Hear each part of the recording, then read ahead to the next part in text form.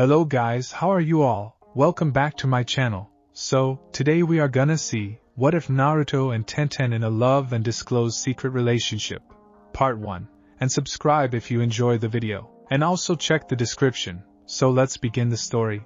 Throughout the world, it was well known that each of the shinobi villages was known for particular things. Suna being in the middle of the desert, Kuma for being almost literally in the clouds, Kiri for their famous swords, etc. Konoha was known for their famous Hokage monument, yet down the earth, they were also known for their hot springs. None of the other shinobi villages had natural hot springs, so when a tourist ever visited the village of the Leafs, the person was most likely to try one of many hot springs throughout the village. At one particular hot spring, a group of 11 teenagers and one very big dog had decided to end their day by bathing together in order to relax. Being ninjas, they rarely ever saw each other. Given their missions had some of them out of the village at times. Having this rare opportunity to be together for the day, they had come together to enjoy each other's company. However, it came at bad timing on their part when they discovered all the private hot springs were booked throughout the village, and this one hot spring had 2 private rooms left. The problem was that each room only had a small bath. The 4 girls would have one bath for themselves with plenty of room in the bath for them. Just the 7 guys and 1 dog would be crammed in the second bath, not making it pleasant for them. Nevertheless, the guys had no choice, especially when the girls immediately took the offer without their consents. The 7 boys, for a brief moment, wondered whether the girls did this on purpose, knowing how crowded it would be for the 7 young shinobi to use just one small bath. "Kami, Naruto! Get out of my personal space!" yelled Kiba as he pushed a golden blonde away from him. "I would if Akamaru was not so close to my space, Kiba!" shouted back Naruto as he pushed the Inuzuka back. Meanwhile, Akamaru was paying no heed to the squabbling.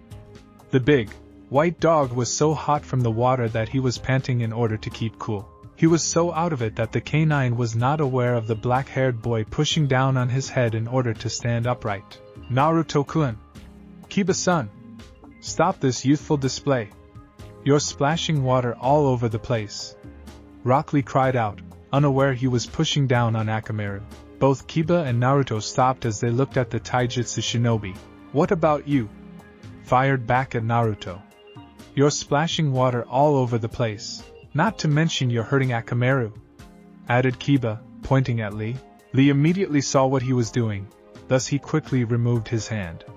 "Oh, I'm sorry, Akamaru. Are you okay?" The dog barely gave a tiny whine. On the other side of the small bath, a big, broad Chuji Akimichi was stealing outside the bathtub's edge as he pointed down at a spot between his best friend, Shikamaru Nara, and Shino Aburame. "Can I sit down at this spot?" A hand belonging to Niji Hyuga came up to stop the Akimichi from proceeding. "No, you cannot. It is already crowded in the tub, and adding you will make it more crowded. Ah, come on. I'm sure Shikamaru and Shino do not mind," whining Chuji, getting impatient to enter the tub. Lowering his hand, Niji shook his head. "I do not think Shino-san is conscious to reply." He temporarily gestured to the Aburame boy who looked like he was knocked out from the extensive heat. "Kami, why was he still wearing his shades? How troublesome," muttered Shikamaru, as he laid his head on his crossed arms resting on the tub's wooden rim. "Akamaru looks like he will not last long, so once he leaves, you're welcome to come in, Chuji." Kiba looked over at his canine partner. "He's right. Akamaru is already getting too hot. Dogs do not really can handle the heat with so much fur." He reached over Naruto to tap the white dog on the head. "Hey, Akamaru. You better get out now. Rest by the wall." Akamaru nodded slightly before walking out of the tub, his fur dripping water, as he left. Akamaru's owner nudged Naruto. "Move down, Naruto. You move there," complained the blonde. "It's full of shed fur in that corner now." Rolling his eyes, the Inuzuka just took a few steps to sit down where Akamaru once was. "Fine. I'm used to this anyway." Once Shikamaru moved over a spot, Chuji smiled as he sat down on his best friend's vacant seat. "Thanks, guys. I wonder how the girls are doing," said Naruto. A snort came out of Kiba's nose. "I say much better than us. It's only 4 of them, so they do not need to worry about being crowded in a small space." All the guys, except Shino, nodded in agreement. I wonder how the guys are doing, asked Ino Yamanaka, her long blonde hair in a ponytail, which was created by using part of her hair as a tie. Her wicked grin told she was not being serious with the question. Sitting across Ino in the hot tub, Tenten, her brown hair in twin hair buns, chuckled. Obviously, they are likely miserable, given how crowded they are in their tub, especially with Akamaru and Chuji taking up space. Yep, chirped Sakura, sitting on the tub's side between Ino and Tenten and facing away from the others with her arms crossed on the tub's rim. That's why we took the offer. All three young kunoichi softly laughed, knowing they had gotten one over the boys. Opposite from Sakura, Hinata Hyuga simply smiled in amusement. Ino-san, Sakura-san, Tenten-san. That was mean. Her long black hair with bluish highlights was in a side ponytail, and like Ino, she had part of her hair used as a hair tie. Ino waved away Hinata's words, even though she understood the girl was not entirely serious. Oh, come on, Hinata. It's funny to imagine the boys all jam in a tub of this size. She indicated to their own tub for a size comparison. Least there are only 4 of us girls, giving each of us plenty of breathing room. Yeah, agreed Sakura as she turned around to face her 3 female friends, her short pink hair loose and free. I'm glad we found this last private room to rent, for we can talk without anyone else hearing us. You cannot have a private conversation in the public hot springs outside. After she sank lower in the soothing hot water, the pinkette sighed. I needed this. After that last mission, I needed to relax and not get worked over our failure. Hinata nodded. Hi. We were so close to locating Sasuke, Ino sighed, her blue eyes concerned for her best friend. Are you really okay, Sakura? I know how much we want to see Sasuke-kun be back home. Sakura gently grinned at her longtime female friend. I'll be okay, Ino, she replied before her face became a concern. What about you? Are you okay? It was the platinum blonde's turn to smile reassuringly. I'm okay. I know Asuma-sensei's death was a big shock to me, Shikamaru, and Chuji, but we pulled out okay. Her blue eyes narrowed. I'm glad Shikamaru and Naruto finished off those 2 Akatsuki goons. Least I can sleep knowing those 2 will not harm another person ever again. Hinata placed her slightly fisted hand on her chin, showing how worried she was. Yet, there are other Akatsuki members who are very strong. Her violet eyes locked on the green ones of Sakura. That man in the orange mask. Yeah, agreed Sakura, her eyes downcast. Naruto has his work cut out for him. We couldn't even hit that man in the orange mask.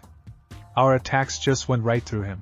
I think the remaining members of the Akatsuki will be more difficult to defeat than the pair that killed Asuma-sensei. After a couple minutes of silence, Tenten broke it with a reassuring grin. Well, this is Naruto we're talking about here. Has he ever given up in the face of overwhelming odds? Otherwise, he wouldn't have defeated Niji in the Chunin exams. Or Garakuen, added Hinata, her grin showing her pride in Naruto. Or that Akatsuki member, Kakuzu, inserted Ino, her expression showing her gratitude for the blonde boy. That's Naruto, agreed Sakura with a fond grin. He will not ever give up. Her face turned into one of determination. Besides, he has all his friends to back him up. He's not going to be fighting the Akatsuki alone. We'll be helping him. Ino matched her friend's expression. You got it, forehead. Hi. Nodded Hinata, willing to help the boy who she admired for a long time. Definitely, said Tenten with purpose, knowing how much she was willing to help the knuckle-headed ninja, who was a friend to her. However, not aware of the other 3 kunoichi, Tenten was also thinking of Naruto as more than just a friend. It was something she and the whisker-faced boy had kept secret for a long time with only their Jounin-sensei, the late Sandaime Hokage, the Godaime Hokage, Jiraiya, and her father knew. Everyone else was kept in the dark, and it was all for a good reason. As she sat there, sweat over her body and a small river pouring down the side of her face, the brunette kunoichi recalled the first time she had met Naruto, when he was a first-year academy student, and she was in her second year. The boy had wandered into her father's shinobi preparation store, looking for a kunai shuriken starter's kit. She had been manning the front counter at the time, and since he was a greenhorn student, she was willing to help him. Finding him sort of cute with those whiskers on his cheeks, Tenten had teased him that he was going to have a hard time ahead of him. stating how much the academy would be expecting from the students. The boy simply raised an eyebrow and asked whether she was good at weapons. The way he asked made the girl feel like he thought she was inferior, as most boys thought girls were in the art of being a shinobi, so she huffed an affirmative and accused him of thinking she was not good with weapons. She was pleasantly surprised when Naruto displayed shock and told her that was not the case, for he thought girls were as good as boys due to having seen kunoichi around the village as well as a few A and Bu kunoichi. He then next asked her whether she could teach him do that she was good as she stated she was. With an appreciative grin and after a word to her father, the young girl had taken the blind to her backyard where she gave her first lessons to her new friend, who not only was grateful for the tutoring but also was amazed at her skills for her age. With such high spirits and positive attitude and wanting to learn to be a shinobi, Naruto had made Tenten truly wanted to see him every day after school, and having a new friend to teach him. The blonde felt the same. Yet the shocker had come when the mysterious Sandaime Hokage one day visited her home/store during a practice session with Naruto.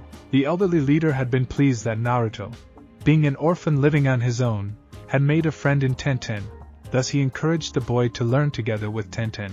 However, he stressed that their friendship has to remain a secret, and when asked why, the third told about the dangers some villagers have against Naruto, so it would be best that she was not seen with the blonde in public. She had been quite puzzled over why they had to keep their friendship a secret, but the Sandaime reassured the pair that in due time, they would know. With her father agreeing with the village's leader, Tenten had accepted it as did for Naruto, for the time being. Besides, the pair had spent almost every day in her backyard and in her home going over his academy lessons. It was not that hard to keep their friendship a secret with no one around to see them. Kami, I remember that night 4 years later, when we learned the reason, thought Tenten in the memories. It was quite a shocker, all right. Tenten! Nearly shouted Ino, causing the brown-haired girl to snap out of her musings. You zoned out for a couple of minutes there, the blonde smirked. Thinking about a certain Hyuga, eh? Tenten rolled her eyes yet smirked back. No, I'm not thinking about Niji. I told you many times already that I only see him as a friend and teammate. I'm focusing on my career rather than picking up boys. Ino mocked huffed. You're no fun. Her expression returned to her normal grinning self. Who says you can't do both? It does not hurt to shop around and examine the goods, Sakura snickered. That's what you're calling boys these days, Ino pig? The goods? Of course, chirped the female Yamanaka. After all, with what shinobi men are packing, you bet they're the goods. Both girls giggled, while Tenten shook her head amusingly at their antics. Besides, we all know a certain Hyuga heiress has eyes already for one particular blonde boy, eh? Ino turned a devilish expression at Hinata, who blushed and grinned a bit. Pressing her index fingers together, the eldest daughter of the Hyuga clan head couldn't help but to think of her crush. Naruto-kun. Achoo, keep your sneezes away from me, man! Cried out Kiba. You better not be coming down with a cold. Naruto sniffed as he rubbed under his nose with a finger. Well, I can't help it. Someone must be talking about me. The teenage Inuzuka snorted in amusement. Who would be talking about you? Obviously, not any of the girls, that's for sure. Shino, who was now awake, raised an eyebrow upon making eye contact with his teammate. He knew Kiba made up that lie in order to continue keeping Naruto in the dark regarding Hinata's affections for him. Except for the blonde Hokage wannabe. Everyone in the entire Konoha 11 plus their jounin teachers knew about the shy Hyuga loving the naive boy. They knew it was up to Hinata to tell Naruto about her feelings. And so far, the female heiress has yet to summon the courage to tell him. Of course, there was also the question regarding Naruto's feelings for Sakura. Despite having his feelings not returned, Naruto persisted in chasing her, while Sakura's feelings still were on Sasuke Uchiha, who had not ever loved her to begin with. Shino lowered his eyebrow and mentally shook his head, for this four-way love square was quite puzzling. As far as he was concerned, Naruto should just forget about Sakura and be with Hinata. Naruto shrugged. Maybe they're just talking about us guys in general. After all, it was they who made us have no choice but to accept renting this hot spring by accepting the deal. Kiba again snorted, but this time out of agreement. You're right. They definitely tricked us. As some of the other boys once more concurred, Naruto was mentally grinning, having caught the slight eye contact between the two teammate members. "Sorry, Kiba, but I definitely know you were referring to Hinata. If it weren't for Tenchan, I would likely still be in the dark about Hinata's feelings for me. Just sadly, I do not share those same feelings." Journeying down memory lane, the Kyuubi Jinchuriki recalled when things began to change, and it started after Tenten's graduation. For 3 years, Naruto had enjoyed spending time after school with Tenten at her home. He'd learned more with her than he did at the academy, for at least the girl managed to explain things in ways he could understand compared to Iruka-sensei, who did the best he could. Kami, bless him. Just to keep up appearances, Naruto had to play dumb at the academy, and that did not suit him well due to wanting very much to win one over Sasuke Uchiha. Yet his bun-haired female friend occasionally reminded him to keep his word to the third Hokage. Thus why he sometimes had to fail some tests on purpose. However, after Tenten had graduated, Naruto rarely saw her. Being busy with training with her team and doing missions, she did not have the time to spend with her blonde friend as it used to be. Besides, by the end of the day, she would be very tired due to her Jounin-sensei's training. Thus she would not be able to train with Naruto during those rare times he did find her home after school. Yet she still could help with his academics, even though Naruto would prefer to train, which was more fun to him, given he has to keep his friendship with Tenten a secret. Not to mention not being a genin, Naruto couldn't join his friend's team to train. Tenten's sensei, Guy Mato, would not allow it, despite the man would love to teach someone eager to learn. From what the weapons-loving Kunoichi had told him, Guy would definitely love training anyone who displayed the fires of youth, although the whiskered boy would not want to wear Guy's green spandex bodysuits. The descriptions of Guy and Rock Lee, one of Guy's 2 male students, were enough to make Naruto shudder in fright. So with Tenten busy being a genin, Naruto had more spare time after school, thus he began to increase his pranks. He had occasionally pulled pranks on people before, but not often due to being at Tenten's home after school. Now his prankster side came out even more, using any skills he learned from Tenten, who was proud her friend could pull off his pranks without getting caught even though she did not approve of him becoming a prankster. Yet as long as he sticks with targeting those who deserve it, like those who mysteriously hate him, the brunette girl didn't mind his pranks. Of course, she had warned him that if he ever pulled such pranks on her, she would maim him with her entire weapons arsenal. Naruto obviously knew he would not ever do such a thing to her or anyone he cared deeply, yet her threat was enough to scare him shitless. Kami, that girl could easily frighten people with that menacing expression of hers. It had been somewhat a lonely year for Naruto with Tenten mostly away from home, especially when her team started doing C ranks. Yet the blonde understood his friend had her duties to perform. Life for Naruto had turned totally upside down on the day of his graduation.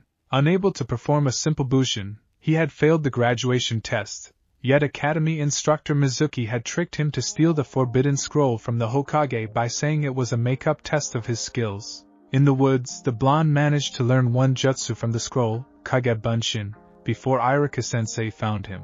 Yet Mizuki had appeared, admitting the so-called make-up test was a fake for Naruto to get him the scroll, and unable to contain himself with glee, the traitor mentioned Naruto held the Kyuubi, the most powerful of the 9 Bija. Such a revelation almost made Naruto snap, but Iruka-sensei had confessed Naruto was a person, not the demon, and furthermore, the 12-year-old remembered Tenten, knowing well she would accept him. So instead of running, Naruto took Mizuki head-on by producing hundreds of Kage Bunshin, thus the boy defeated the traitor. Iruka-sensei was impressed. So impressed the academy teacher gave Naruto his Hitite, making the boy a graduated genin. It had been fortunate Tenten was home that night. Despite being somewhat late, he knew he needed someone to talk to, so he woke up Tenten and her father in order to tell his best friend the revelation of him being a Jinchuriki of the Kyuubi, and how he came to learn about it. The young Kunoichi nearly broke down in tears, now knowing the truth regarding what the Hokage meant years ago.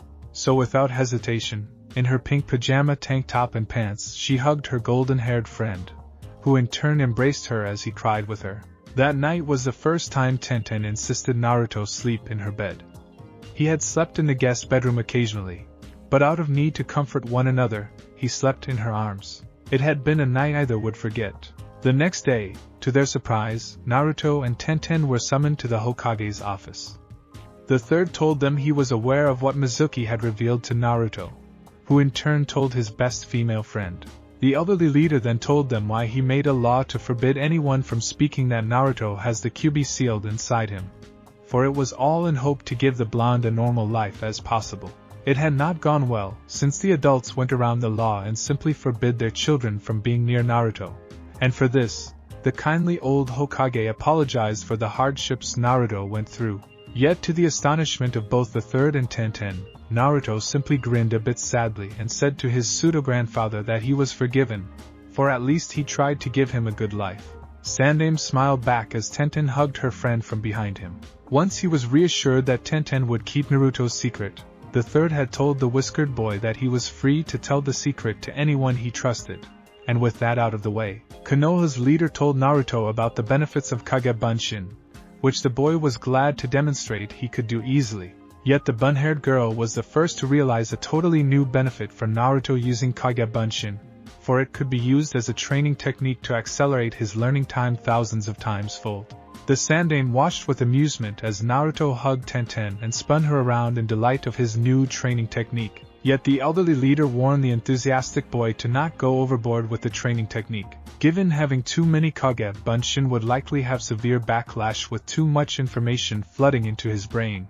Naruto had said he understood, although that wide grin of his made the bun-haired girl and the old Hokage sweat drop in slight amusement that the blonde was definitely going to learn the hard way anyway. Hey!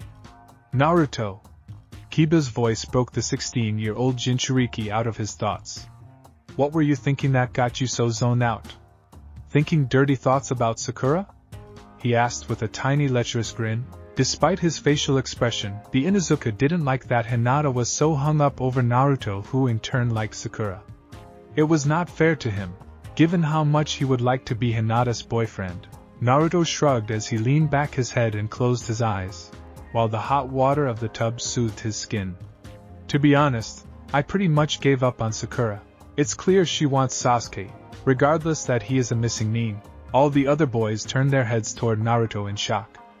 Did their friend just admit he was not interested in Sakura anymore? This was quite a revelation, which one Inuzuka didn't like due to the fact that it increased the chances of Hinata snagging Naruto, who didn't really pay much attention to girls anyway. However, one Rock Lee was filled with joy knowing he had one less competitor for his beloved Sakura's affections. Privately in his head, Naruto was glad he took this chance to finally end the long-time charade that he was interested in Sakura. He had, for a brief time, shown affections for the pink kid back during the first year in the academy, but the more time he spent with Tenten, the less interested he was in Sakura. Why should he even bother with a girl who showed interest in another guy? Tenten, however, had suggested pretending he was interested in Sakura in order to keep everyone in the dark regarding him studying and training with her after school. The blonde didn't like it, but he went along with it for the sake of his best female friend.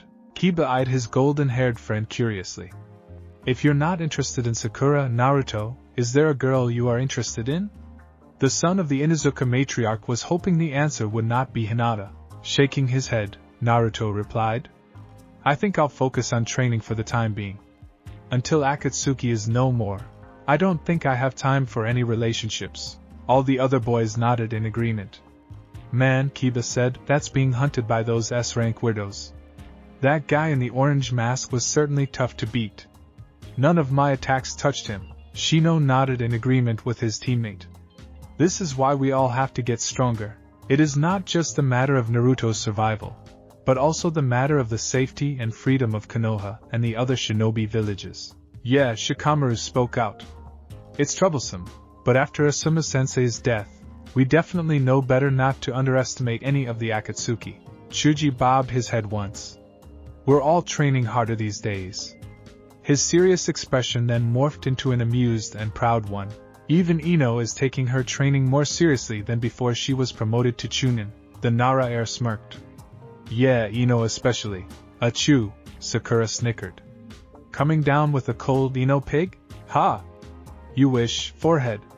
Parried back Ino, matching her friend's smirk prior to giving a casual dismissing wave of a hand. It's just likely Shikamaru and Chuji talking about me. They do it all the time. Or... The bleached blonde suddenly clasped her hands together. Or maybe it was Saikung. Swanda's youngest apprentice frowned and almost rolled her green eyes. What do you see in him? It's confusing where you stand with boys, Ino. Do you still like Sasuke-kun or have you moved on and want to date Sai? Ino smiled somewhat sadly. I still like Sasuke-kun, yet I can't wait for him, Sakura. I like to explore whether I can find someone to love. Sakura nodded in understanding, although she still kept frowning. And you think Sai makes a good boyfriend? Why not? Smirked Ino. You should see the portrait he drew of me. What? Shouted Sakura, amazed at hearing this news. Since when? Snickering, Ino elaborated. Since before your team went on your last mission. He gave me a beautiful drawing of me.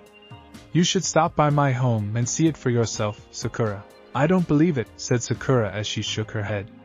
Sai is so socially inept that I just can't see him having a girlfriend, especially one who is as high maintenance as you, Ino. A mild snort escaped the young Yamanaka. Sakura, I do not require high maintenance as you think. I do not need to be pampered all the time, yet it's nice to once in a while be treated like that from a boy. Sighing, Sakura again shook her head and closed her eyes. Whatever, Ino. After rolling her eyes at her friend's reply, Ino smirked as she focused on Hinata. So when are you going to confess to the knucklehead, Hinata? You're not going to win him over by waiting, you know. That baka is hung up over Sakura that it will take another girl to make him see there is more to the world than forehead here. Ignoring the slight growl from Sakura, the blue-eyed blonde stayed focused on the blushing Hinata. I have yet to find the time to confess, Ino. Ino sighed. Well, you better do it. You might never know if some other girl might take him first. The Hyuga heiress was not pleased on hearing that. Giving a sympathetic look at her Hyuga friend, Tenten inwardly was feeling some guilt.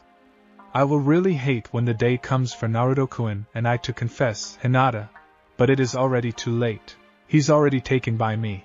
It was not hard for the bun-haired weapons expert to recall when she had slowly started to fall for the blonde Jinchuriki. It was definitely after that memorable first Chunin exam, which had ended with the invasion by Suna and Oto forces. After the startling revelation that he was a Jinchuriki of the Kyuubi, things had returned to normal for Naruto and Tenten. He had pretty much easily accepted it, given there was nothing he could do to alter the fact.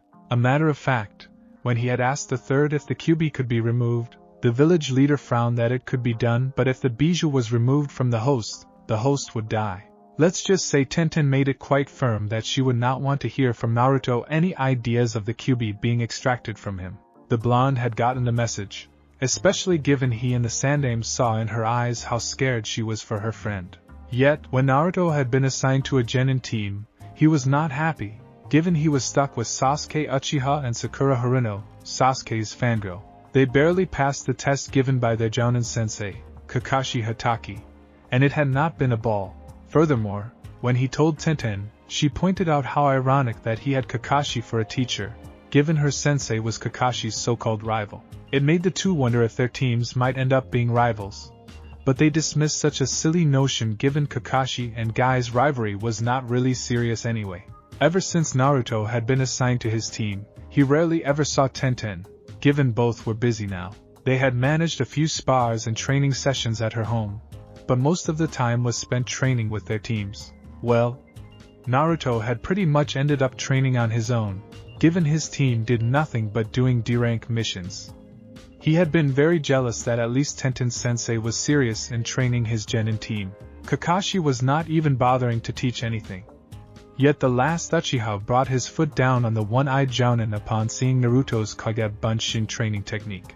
The raven-haired boy was not going to allow the so-called dead last to surpass him, seeing the blonde already knew tree climbing and water walking, not to mention a form of kenjutsu. So the lazy Jounin had ended up teaching two of his students in order to catch up with the third, who had gained Hatake's respect for using Kage Bunshin that no one else could do.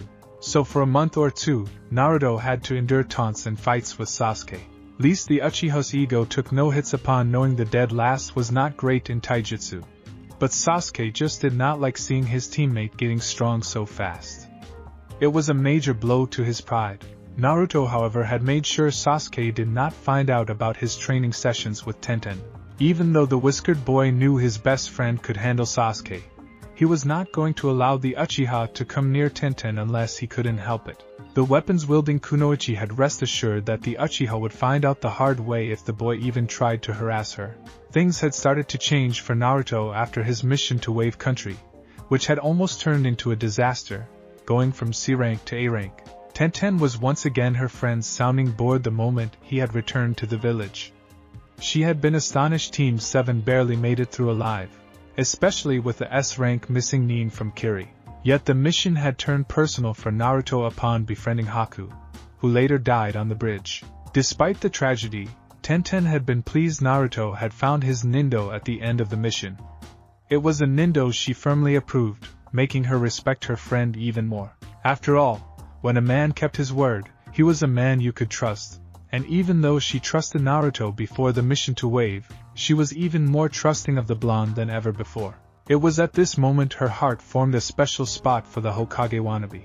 Naruto and Tenten's lives, however, were going to be changing again, when everyone would learn the secret of their friendship during the Chunin exams. It was impossible for their teams not to run into each other, especially during the first exam at the academy. Yet Naruto had a good cover story that he knew of Tenten and vice versa, since he had gone to her family's store for ninja supplies. It was easily bought by everyone, except Sasuke, who confronted them days later after the preliminaries at the end of the second exam, which had taken place in the Forest of Death. Tenten had not been pleased that Uchiha had the gall to demand she train him in Kenjutsu. He had not asked, he demanded, and such an attitude was not wanted only by the bun-haired kunoichi, but also her father, who clearly told the young Uchiha to leave his store and not ever come back. The raven-haired boy had left in anger, but not before telling Naruto he was going to beat him in the third exam. Naruto knew Sasuke was not kidding, given the tone of voice used. Naruto later in the same day learned Kakashi was going to solely focus on Sasuke during the month to prepare the boy for his third exam fight with Gaara, a very strong genin from Suna. Being shafted by his Jounin sensei did not make the blonde's day, especially upon almost ending up with an arrogant substitute teacher in Ebisu. He was lucky to come across Jiraiya at the local hot springs, and after some persuasion, the legendary Sannin had agreed to train Naruto for the month, much to Tenten's surprise. She highly respects Jiraiya and Swanda as the strongest fighters in the village, not counting Orochimaru, given he had betrayed the village. However, once Tenten had learned of Jiraiya she had a different tune for the man. She still respected him for being a strong fighter, but as a man, she did not like him at all. The young girl had made it clear to her friend not to ever become like Jiraiya or else. Naruto had kept his word from that day forward. Sadly for Tenten, she had lost in the preliminaries to Temari, a kunoichi from Suna, thus she had felt left out, and despite she too wanted to help Naruto, she had agreed to help Neji, her teammate and the person who Naruto was going to fight in the third exam. It had almost made her cry to hear the blonde Jinchuriki tell her it was okay with him that she was going to help Neji, for he understood her position. In thanks for his understanding, she kissed him on the cheek, which the girl giggled in amusement to watch the boy blushed heavily for the gesture. So a month passed, and the Chunin exam finals came. Tenten had been pleased to see Naruto standing with the others in the arena, yet she was troubled when the fight with Neji began. Her teammate was no fool, and it would take a lot more to beat the Hyuga genius than Naruto had done to beat Kiba in the preliminaries. Yet Naruto's reputation as Konoha's most unpredictable ninja came through, for at the end, he had managed to beat Neji. Even though she should have cheered for Neji, Tenten cheered for her best friend, happy he had won. Just too bad she had been caught up in the genjutsu along with most of the stadium's audience. Tenten had missed the entire Suna/Odo invasion, for she would have wanted to do her share to help. Instead, she had slept like a log, missing out on Naruto's A-rank mission that ended up with him fighting and defeating Gaara, not to mention many other things, such as the third Hokage's death, which she was informed by Gai-sensei after she had been awakened. Kami, she was the one who informed Naruto of the third's death, after he told her of his victory over Gaara, when she had visited her blonde friend in the hospital. It had pained Tenten to see those beautiful blues dimmed, thus she did what any friend would do, for she held him as he cried for the loss of a man who had been much like a grandfather to him. So the entire village mourned the loss of the Sanding. The funeral had been a somber affair with the rain mixing well with everyone's feelings. Tenten had very much wanted to stand by Naruto's side, but that would have aroused questions from their peers. Instead, she stood off one side behind him.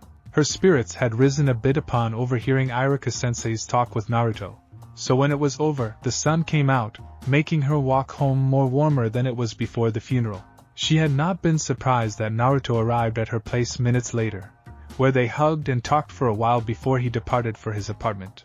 Yet, what was surprising to her was prior to leaving the blonde gave a kiss on her cheek with a warm, thankful grin that lit up those soulful sapphires of his. "Tenten! Wake up!" shouted Ino as she waved a hand in front of the sweaty bun-haired Kunoichi, who snapped out of her reverie and returned to the present in the hot springs. "Kami, Tenten, you're really deep in thought." Teen Guy's sole female member simply shrugged with a small grin. "Well, this is a very relaxing hot tub we're in. You can easily fall asleep in it." "Very true," replied Sakura. "You can end up with your mind wandering being this relaxed." Mentally, Tenten was thankful for Pinket's support, for she didn't have to explain her thoughts on Naruto. Ino sighed as she nodded in agreement, sinking lower into the waters. "No argument from me on that. I feel like spending all day here, although that would result in me having wrinkly hands and feet." "No thank you," Sakura snickered. "Afraid of growing old, piggy?" Light blues locked on equally challenging greens. "Not me, forehead. I'm planning to grow old gracefully." She smirked evilly.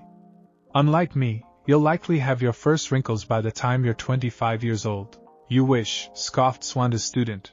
As Hinata and Tenten watched the heated exchange with amusement, Konoha's weapons mistress once more was thinking of a certain blue-eyed, blonde boy. "How troublesome," groaned Shikamaru as he eyed disapprovingly at the smirking Kiba. "We do not need detailed descriptions of the girl's assets, Kiba." Kiba shrugged, still smirking. "So you brought up Ino, so I thought it would be great to mention how much she really improved over the years as a girl. Naruto might not want a relationship, but if I have a chance, I wouldn't mind having one now. Now Hinata really has grown into a gorgeous beauty." Inuzuka eyed his Abrahama teammate. "Right, Shino? She certainly is no longer the girl she was at 13. Shino nodded once in acknowledgement. "She has changed and improved significantly since Team 8 was formed." "Of course, so have we all." "Yeah, she certainly has changed a lot," Kiba continued. "I notice she has been getting more stares and glances from the guys of the village." Shikamaru let out a yawn. "Why don't we cut the chase?" "You want to date her, Kiba?" Inuzuka shrugged. "Yeah, I certainly don't mind dating her." He was not going to say anything regarding Hinata wanting Naruto though. "What about you and Temari?"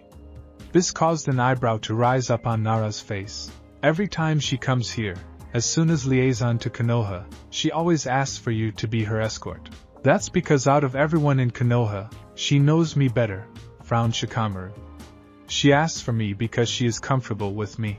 Kiba snickered. "Yeah, she definitely is comfortable with you." A few chuckles emanated around the tub as Shikamaru narrowed his eyes at the dog handler. "You could have easily just refused to be her escort." A sigh escaped the narrow heir's mouth.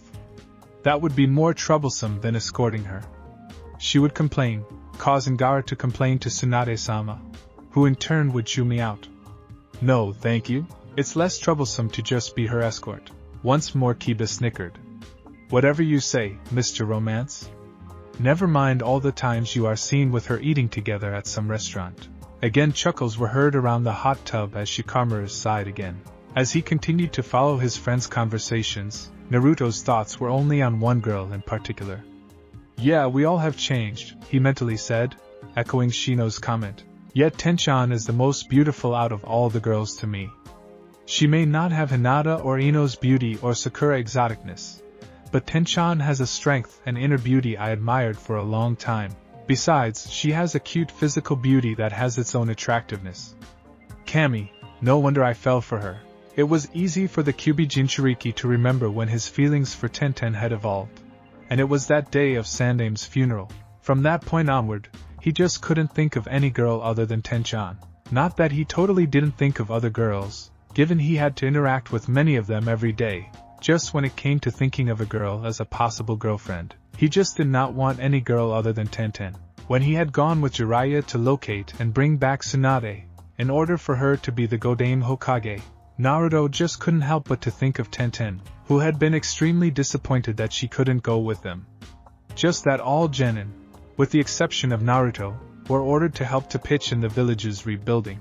She really had wanted to meet Tsunade, her idol and kunoichi role model, yet at least the weapons-loving girl had accepted Naruto's point that she would meet Tsunade when the slug Sannin returned to Konoha.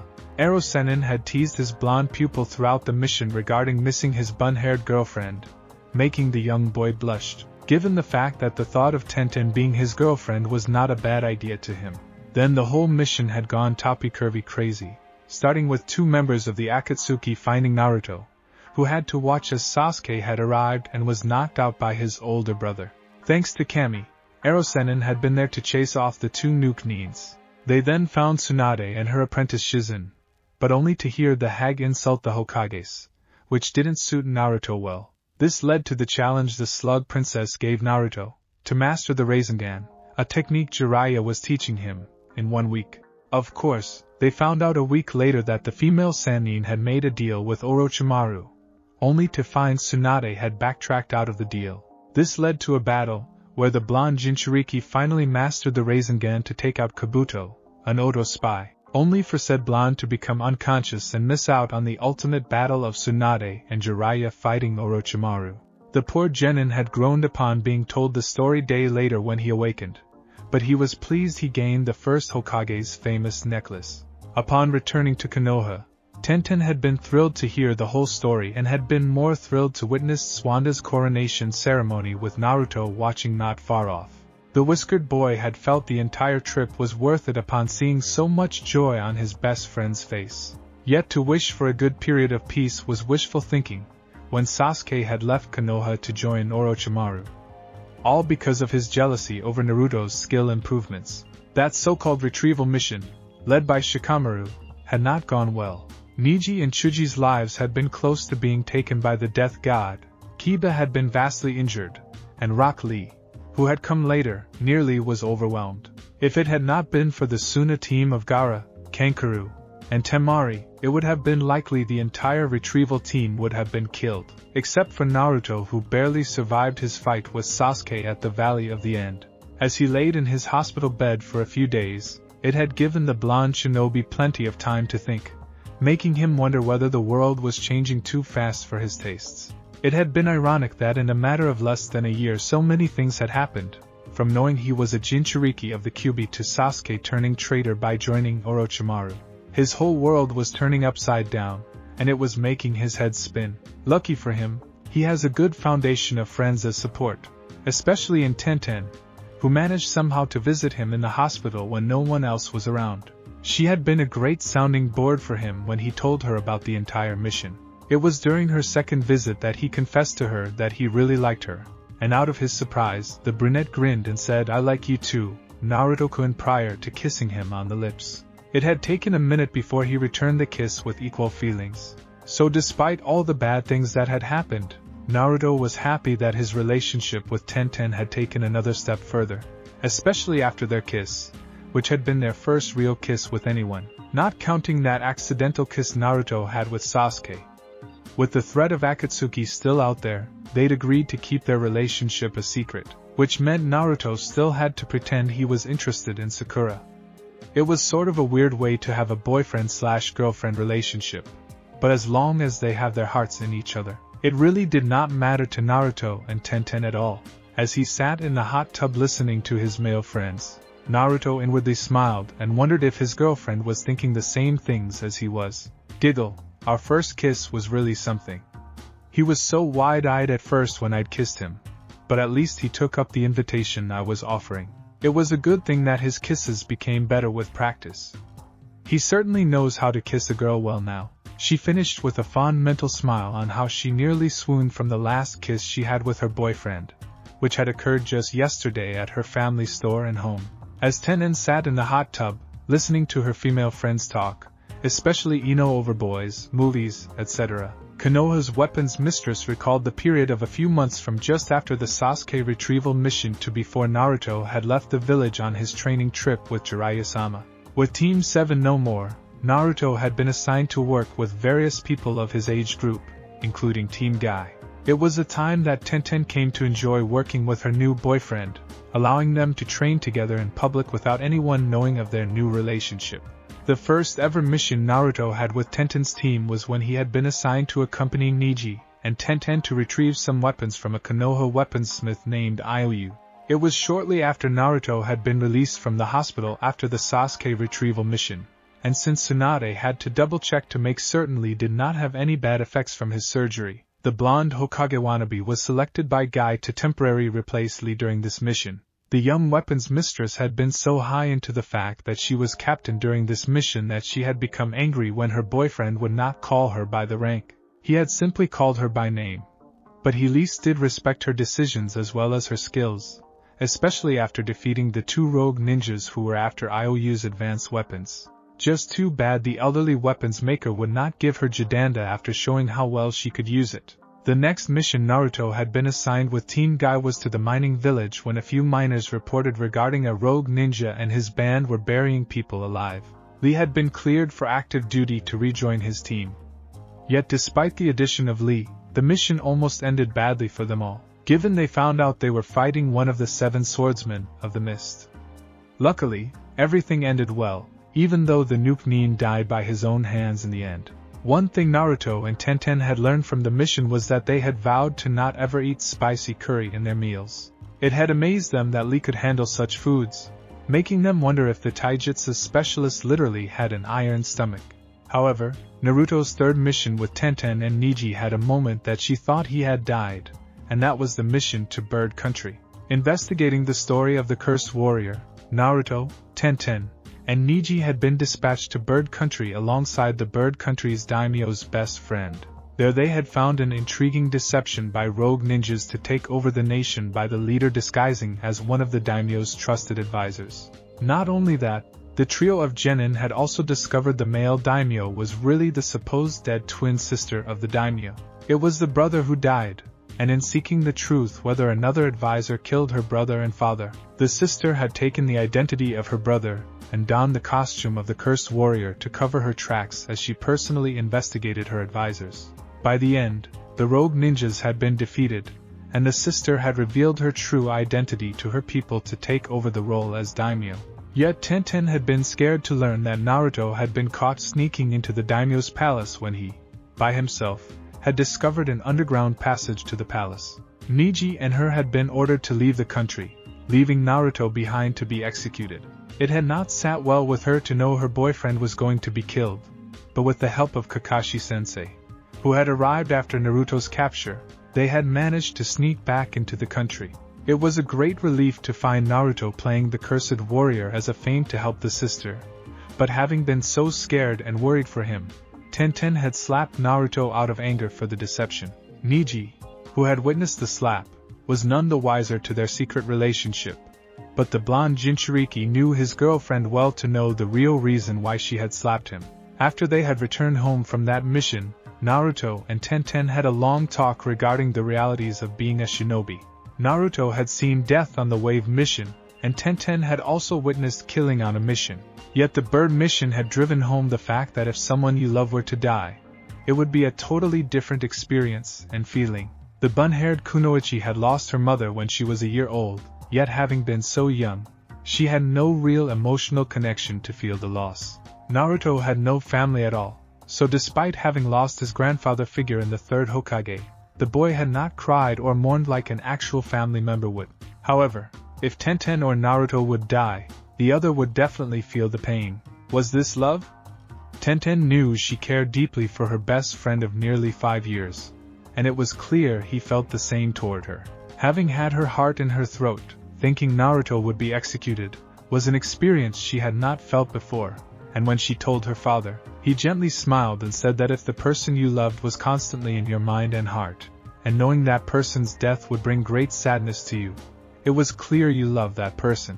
So having made up her mind how much she loved the blonde, she decided to give him a gift, knowing he was going to leave the village with Master Jiraiya for more than 2 years. Tenten had given her purity to Naruto, who also was pure. So in his apartment one day, the two teenagers had explored the sexual frontier for the first time. It had been at first an awkward affair, given neither knew precisely what to do despite having read books and manuals regarding sex. Yet with time and further discoveries, they each found out what it took to drive one another mad with lust and passion. By the time they were exhausted near midnight, the brunette Kunoichi and blonde Shinobi had gained experience to almost be considered borderline experts in lovemaking. One thing they had learned was that sex was very pleasurable when done right, and with someone special, yet each also found that it could be quite addictive, so if they were not careful, they would eventually expose their secret relationship. It was a gift either would not ever forget. So despite them only having one day and night together, it was enough for them to last the time they would be spent apart. Naruto had promised that he would not ever make love with another girl, and knowing how devoted he was to keeping his word, his nindo, Tenten knew he meant it, thus making her heart flutter stronger for him. Returning to the present as Tenten realized Ino was now teasing Hinata relentlessly, the weapons mistress of Konoha mentally smiled knowing that even being away for nearly 3 years, her boyfriend was highly devoted to her. With that kind of loyalty, she would be the biggest fool of a woman to give up a man like that. What? Me and Ino? Blinked Chuji as he pointed to himself prior to softly chuckling. Come on, Kiba! Stop pulling my tail, Kiba snickered. Yeah, you're right about that. I was pulling your tail. Knowing Ino, she's high maintenance, Shikamaru smirked. That's where you're wrong, Kiba. She may act like she's a high-maintenance girl, especially when we were in the academy, yet ever since she had learned Sakura was going to be Tsunade-sama's apprentice, Ino had taken her training seriously. Chuji may have not noticed it, but I have seen that since Ino took her training seriously, she has mellowed down. I think Chuji would be suited for her. The broad Akimichi blinked in astonishment at his best friend's words. You're serious, Shikamaru? Me and Ino? The still smirking Nara turned to face his friend and nodded. I'm not saying it may happen. Yet given how well you treated her with respect, she came to like that. Chuji raised an eyebrow. I thought she now likes Sai. Turning his head to face forward again, Shikamaru let out a breath. Well, she has not totally given up falling for guys on looks alone, but I think if she wants a guy who can respect her as a person, it would be you. Sai may eventually turn into off with how socially inept he is, Kiba snorted in amusement. Well, that remains to be seen, eh? As the Nara nodded in agreement, his Akimichi friend was blushing slightly at the thought of being Ino's boyfriend. He had not ever considered his female teammate, given how bossy she was when they were younger, not to mention her swooning over Sasuke and now Sai. Yet Shikamaru was right that Ino had mellowed over the years, especially after realizing she has to really train in order to be strong, not to mention having a shapely body, tight ass, beautiful eyes. Chuji immediately placed a hand over his nose to prevent himself from bleeding out of it as he vanquished any explicit pictures of Ino from his head. After snickering from seeing Chuji almost bled out of his nose, no doubt to thinking dirty thoughts of a certain blonde Yamanaka, Kiba raised a finger. Well, it seems I'll take Hinata. Chuji can have Ino, if she loses interest in Sai. His smirk turned into a distasteful frown. Sakura still wants the Uchiha. No! Cried out Lee as he suddenly stood up, causing his towel to fall off him. I will not allow it. I will win my beloved Sakura-san's heart, he said with conviction and eyes blazing with fire. Okay, called out Kiba, turning his head away. She's yours. Now sit down. He and the other boys, Sanshino, breathed a sigh of relief when the Taijutsu master sat down. Only then did the Inuzuka team turn a smirk on the long-haired Nara. Of course, Shikamaru here has Temari. Shikamaru rolled his eyes. How troublesome. Upon hearing Kiba snickered, the lazy Chunin knew it was best to not say more. It would only fuel the other boy's ego more. His amusement dying off, the dog handler turned toward Niji. That leaves Tenten. Given Lee is interested in Sakura, that means Tenten is free for you. The Hyuga genius shook his head in the negative. She's not interested in a relationship, he said, causing some of the other boys to blink in surprise. Tenten is mostly focused on her career, for she said she will have time for a relationship when she is older. Kiba frowned and smirked at the same time. Bummer to be you, if you're interested in her. Niji simply shook his head again. I will not ever force her. When she is ready and chooses me, I'll be there. Naruto mentally chuckled. That is if she has already been taken, my friend. Tenchan and I definitely will be causing many eyes to go wide once we reveal our secret relationship. His mental smile turned into a frown. Kami, Hinata definitely is going to get hurt. It's a good thing Tenchan told me about her crush on me, or else I wouldn't have figured it out on my own. Remembering the time, Naruto had been told about Hinata's crush during that special day and night when he and Tenten had lost their purity to one another. During a respite from the lovemaking in order to chow down dinner, the weapons-loving Kunoichi had told her blonde lover about Hinata. It had been a surprise to him, but it had pretty much explained the Hyuga girl's behavior whenever she was around him. Still, Hinata would eventually one day tell him about her feelings, thus providing Naruto with an emotional predicament, given he knew he would have to break her heart. Yet given how shy the girl was, it would be quite a while before that day would come. Yet the day had come for him to leave Konoha, thus it had been a teary goodbye for Naruto and Tenten. He had promised to write occasionally through Toad Messenger, and if Tenten wanted it, she could write back. Although she had to be quick within a few hours for the Toad to return to the last location of Jiraiya and Naruto. So for more than 2 years, Tenten and Naruto had written to one another as he traveled with his Sannin teacher, learning many things along the way. The whiskered Jinchuriki had been happy to have read one day that his girlfriend had gotten promoted, although he was a tad jealous, especially after learning his entire peer group had jumped ahead without him. On another day, the bun-haired girl had been livid upon reading that her boyfriend had lost control of himself to the Kyuubi in an attempt to control the fox's powers. Thus why she had immediately written a very harsh letter for him not to dare make such attempts again. The letter exchanges had been a source of comfort, yet it was also a constant reminder that they were physically apart from one another. However, the more they write, the more each feels missing the other. The famous slogan of absence makes the heart grow fonder was quite true here. For by the time Naruto had returned to Konoha 2.5 years later, he had pretty much known how much he loved Tenten and vice versa with her toward him.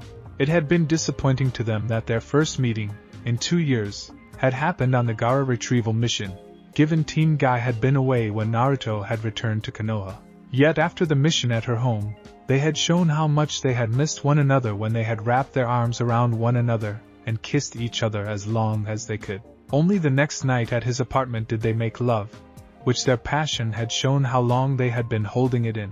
Since then, Naruto and Tenten had presumed their secret relationship among the growing threat regarding Akatsuki and other missions. Naruto had grown very strong under Jiraiya's tutorship, thanks to the Kage Bunshin training technique, so it came to hardly a surprise to his peers, who all had been told about Naruto's secret of him being the Jinchuriki of the Kyuubi when Tsunade, while Naruto was away, had lifted the information ban and told the entire village. It had been a shock to most of them, but Naruto's friends had not abandoned him, thus the blonde had been grateful. One thing that Tenten had noticed, after Naruto came home, was her boyfriend had slowly gained more female attention than he ever had prior to his training trip with Jiraiya.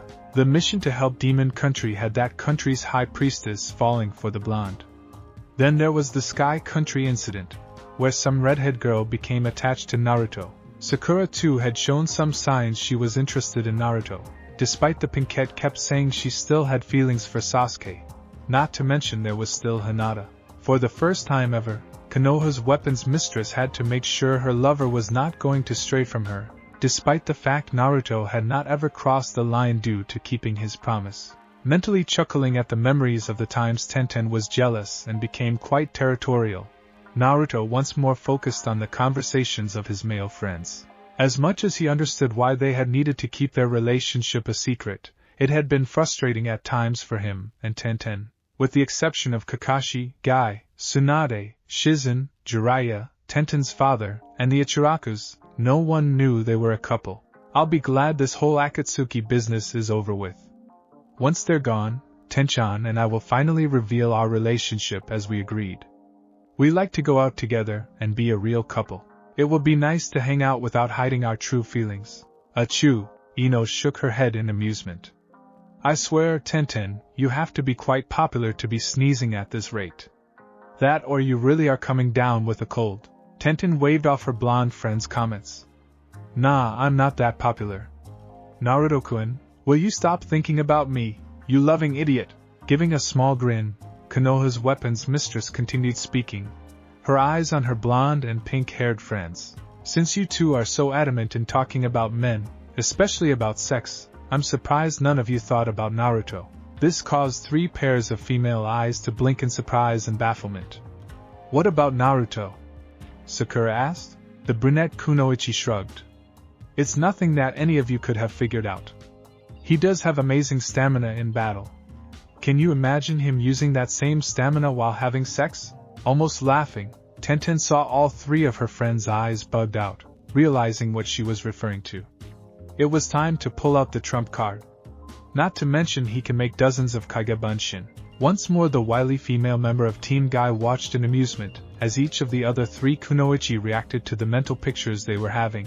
Sakura was blushing red as she placed a hand on her nose to prevent any bleeding. Ino was also blushing, yet she held a hand over her heart, while not supporting any nosebleed. Hinata's face, however, was bright red, as she did not stop the tiny drops of blood from coming out of both nostrils. And then Naruto-kun, the Hyuga princess managed to say softly before her silver/purplish eyes rolled upward. Hinata! Shouted Sakura, Ino, and Tenten as the lateral 2 Kunoichi quickly rushed to grab their unconscious friend's arms to prevent her from sinking into the water and drowning. The only daughter of Inoichi Yamanaka chuckled. Kami, Hinata, you really got it bad for Naruto, alright. Her amused light blues focused on the brown ones of the other girl. Thanks a lot, Tenten. I don't think I can see Naruto the same way ever again. Same here, admitted the Soul Pinkette. He's my teammate, thus I have to do missions with him.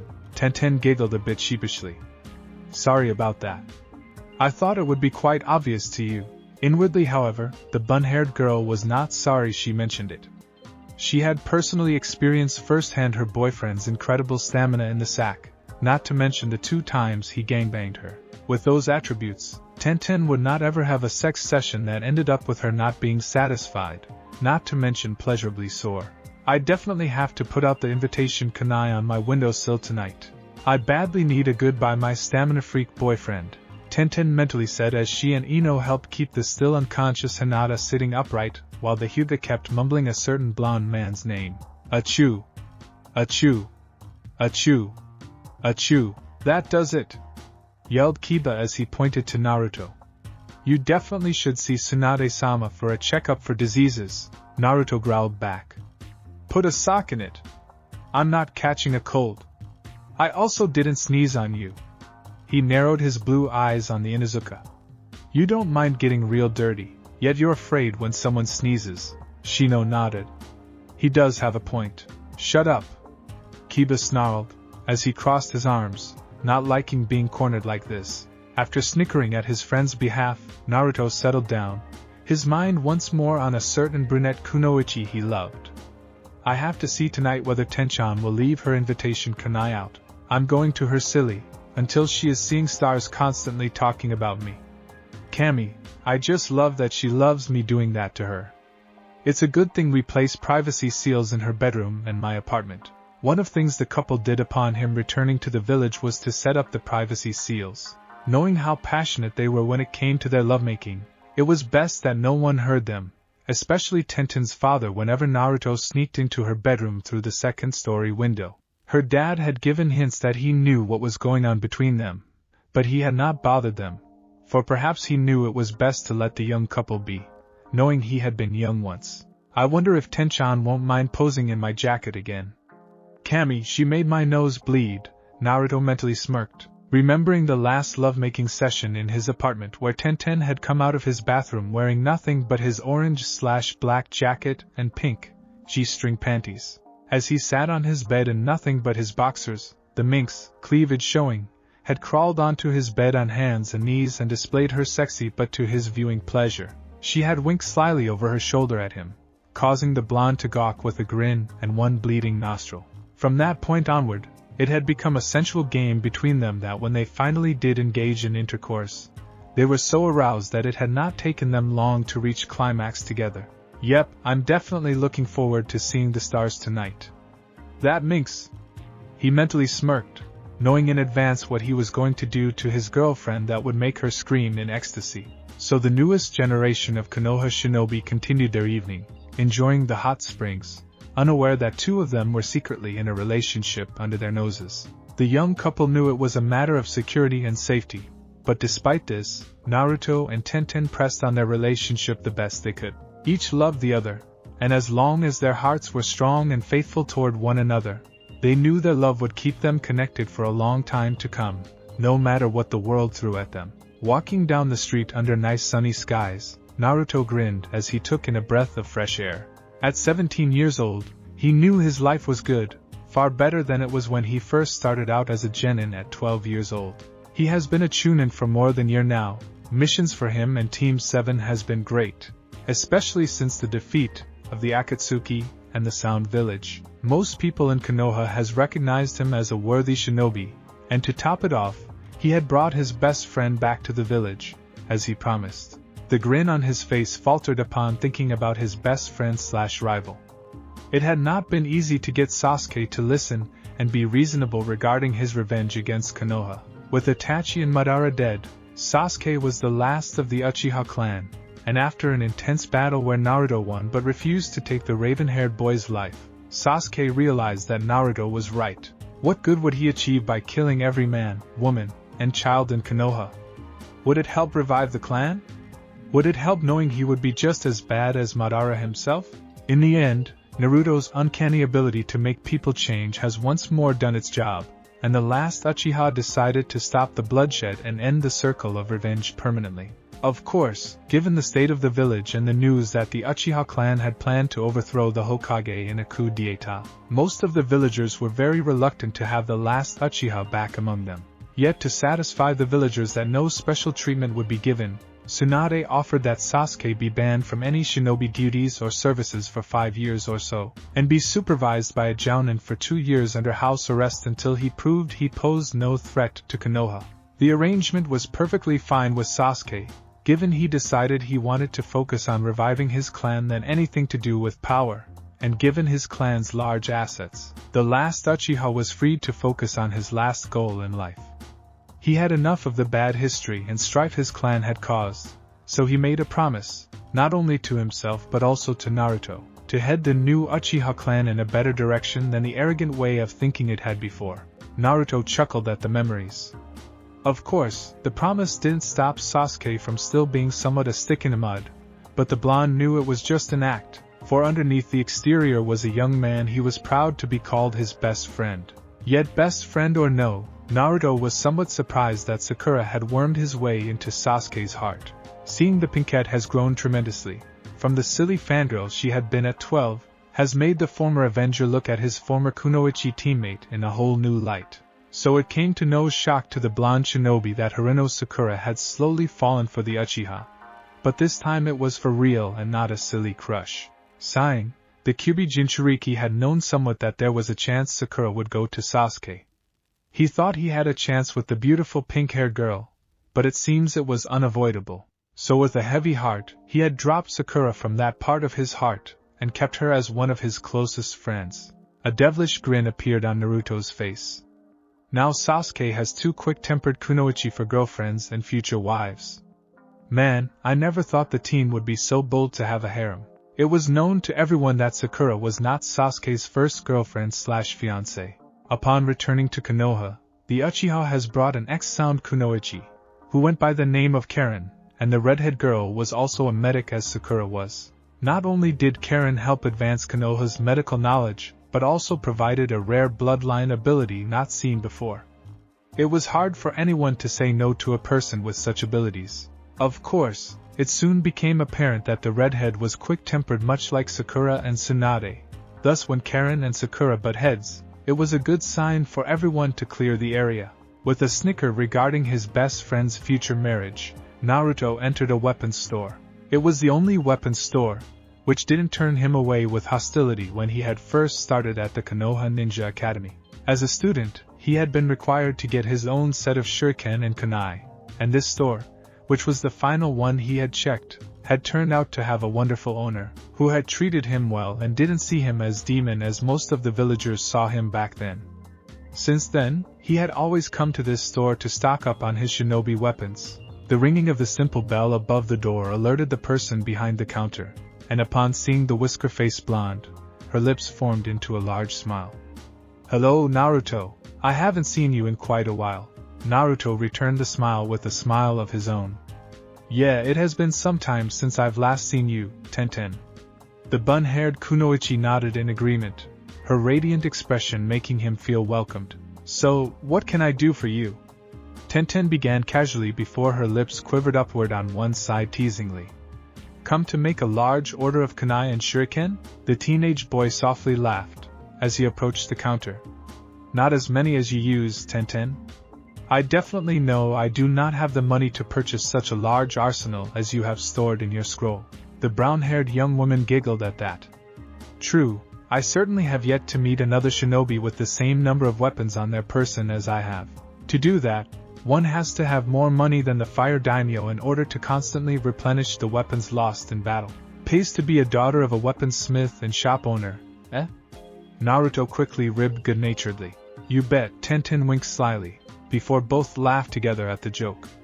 It was a laughter anyone could tell was shared between good friends. After her mirth died off, the weapons mistress of Konoha eyed the blonde chunin for a moment before speaking.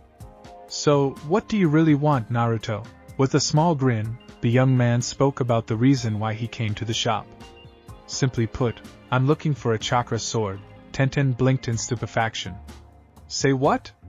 she asked with a raised eyebrow. "A chakra sword," Naruto repeated, clearly confused why she asked. "I know that," Tenten replied, raising a hand to forestall her friend. "Just, why a chakra sword, Naruto? Kenjutsu is not your forte." Ever since she had known Naruto, it was clear his shinobi expertise was in ninjutsu with some minor taijutsu. Only in the past 2 years he had started learning Fuinjutsu, the art of seals, especially after Jiraiya's death, so this request for a sword was quite baffling. Seeing the confusion on her face, Naruto started explaining.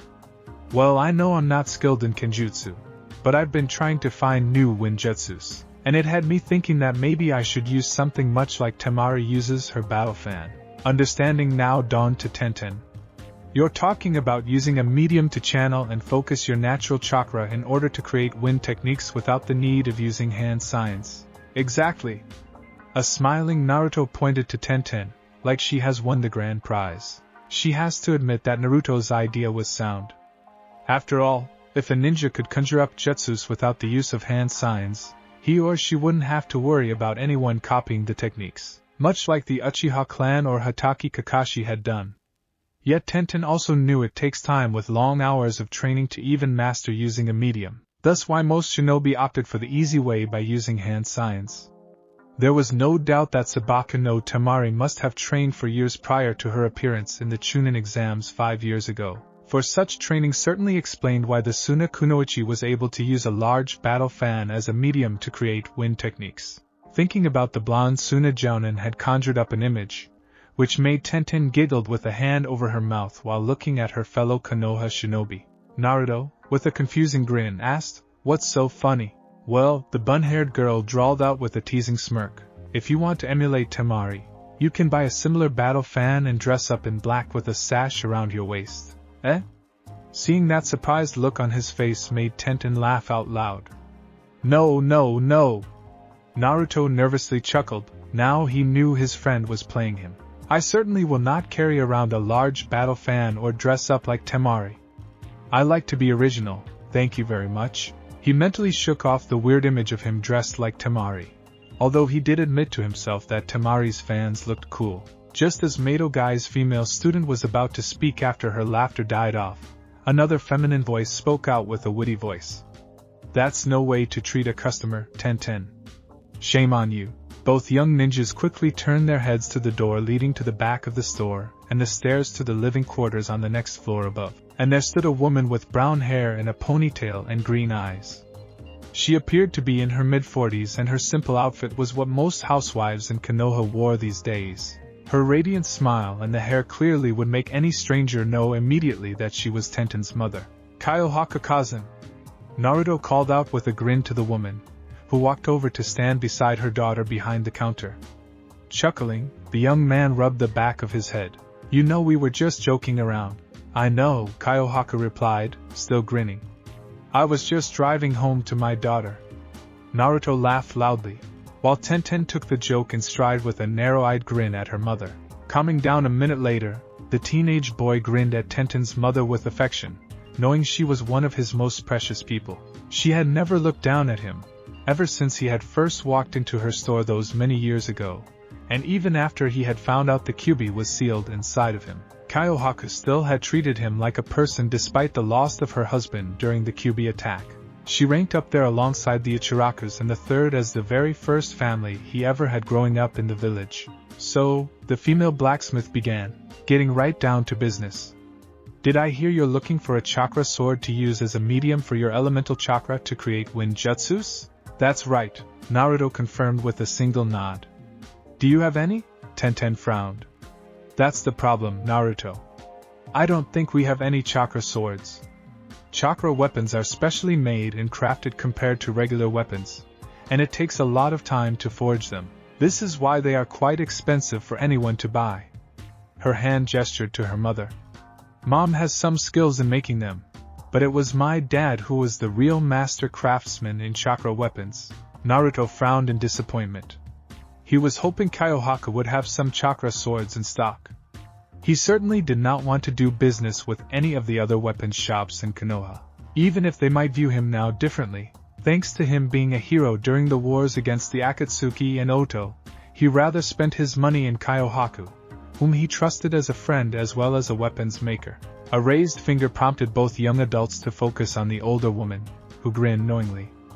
I know I have something that might just suit you, Naruto-kun. With that said, she strolled into the back storage area, leaving behind a hopeful Naruto and a baffled Tenten, wondering what her mother knew that she did not. As they waited, the Kyuubi Jinchuriki grinned softly at his female friend. So, how's everything going? I'm fine, Tenten grinned back reassuringly. And seeing the sympathy in those expressive blue eyes, she immediately elaborated further. I mean it, Naruto, I'm fine. I appreciate everyone's support and kindness. But the breakup was 2 months ago. Niji and I have come to an understanding regarding the situation, and we've moved on since then. I certainly did, given I know it's not productive to keep moping over something that I have no control over. A nod from Naruto told her he understood. Well, given the reason why you broke up and what is today, I thought you still would be somewhat down. Sighing with a warm grin, Tenten was reminded again how much Naruto cared deeply for all his friends and comrades that he considered like a large extended family to him. She happened to be one of them, and it warms her to know the blonde would always be there to provide emotional support to anyone within his family who needed it. Reaching out, she clasped his hand that was resting on the counter. As I said, I'm fine, the brunette repeated. As you know, it came as a shock to Niji and I, when his clan arranged for him to marry one of his distant cousins. Least it's someone he knew and certainly not Hinata or Hanabi, whom he would not have been comfortable marrying. As for today, it's no big deal for me, Tenten shrugged slightly. After the breakup, I'm not looking to suddenly find a boyfriend. One side of her lips curled up slightly. After all, I'm still young. It's not like I'm an old maid. Both young adults chuckled at that. Letting go of his hand, Tenten grinned teasingly at her fellow Chunin. So what about you? Knowing what she was referring to, Naruto shook his head with a tiny sad grin. No one, and you already know why. Dropping the teasing expression, Tenten nodded with a slight sympathetic grin. Yeah, everyone knew how much he loved Sakura.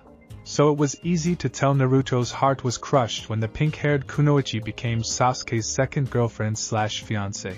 It was just too bad, in Tenten's opinion, that Hinata had started dating Kiba a few months before Sakura and Sasuke became an item.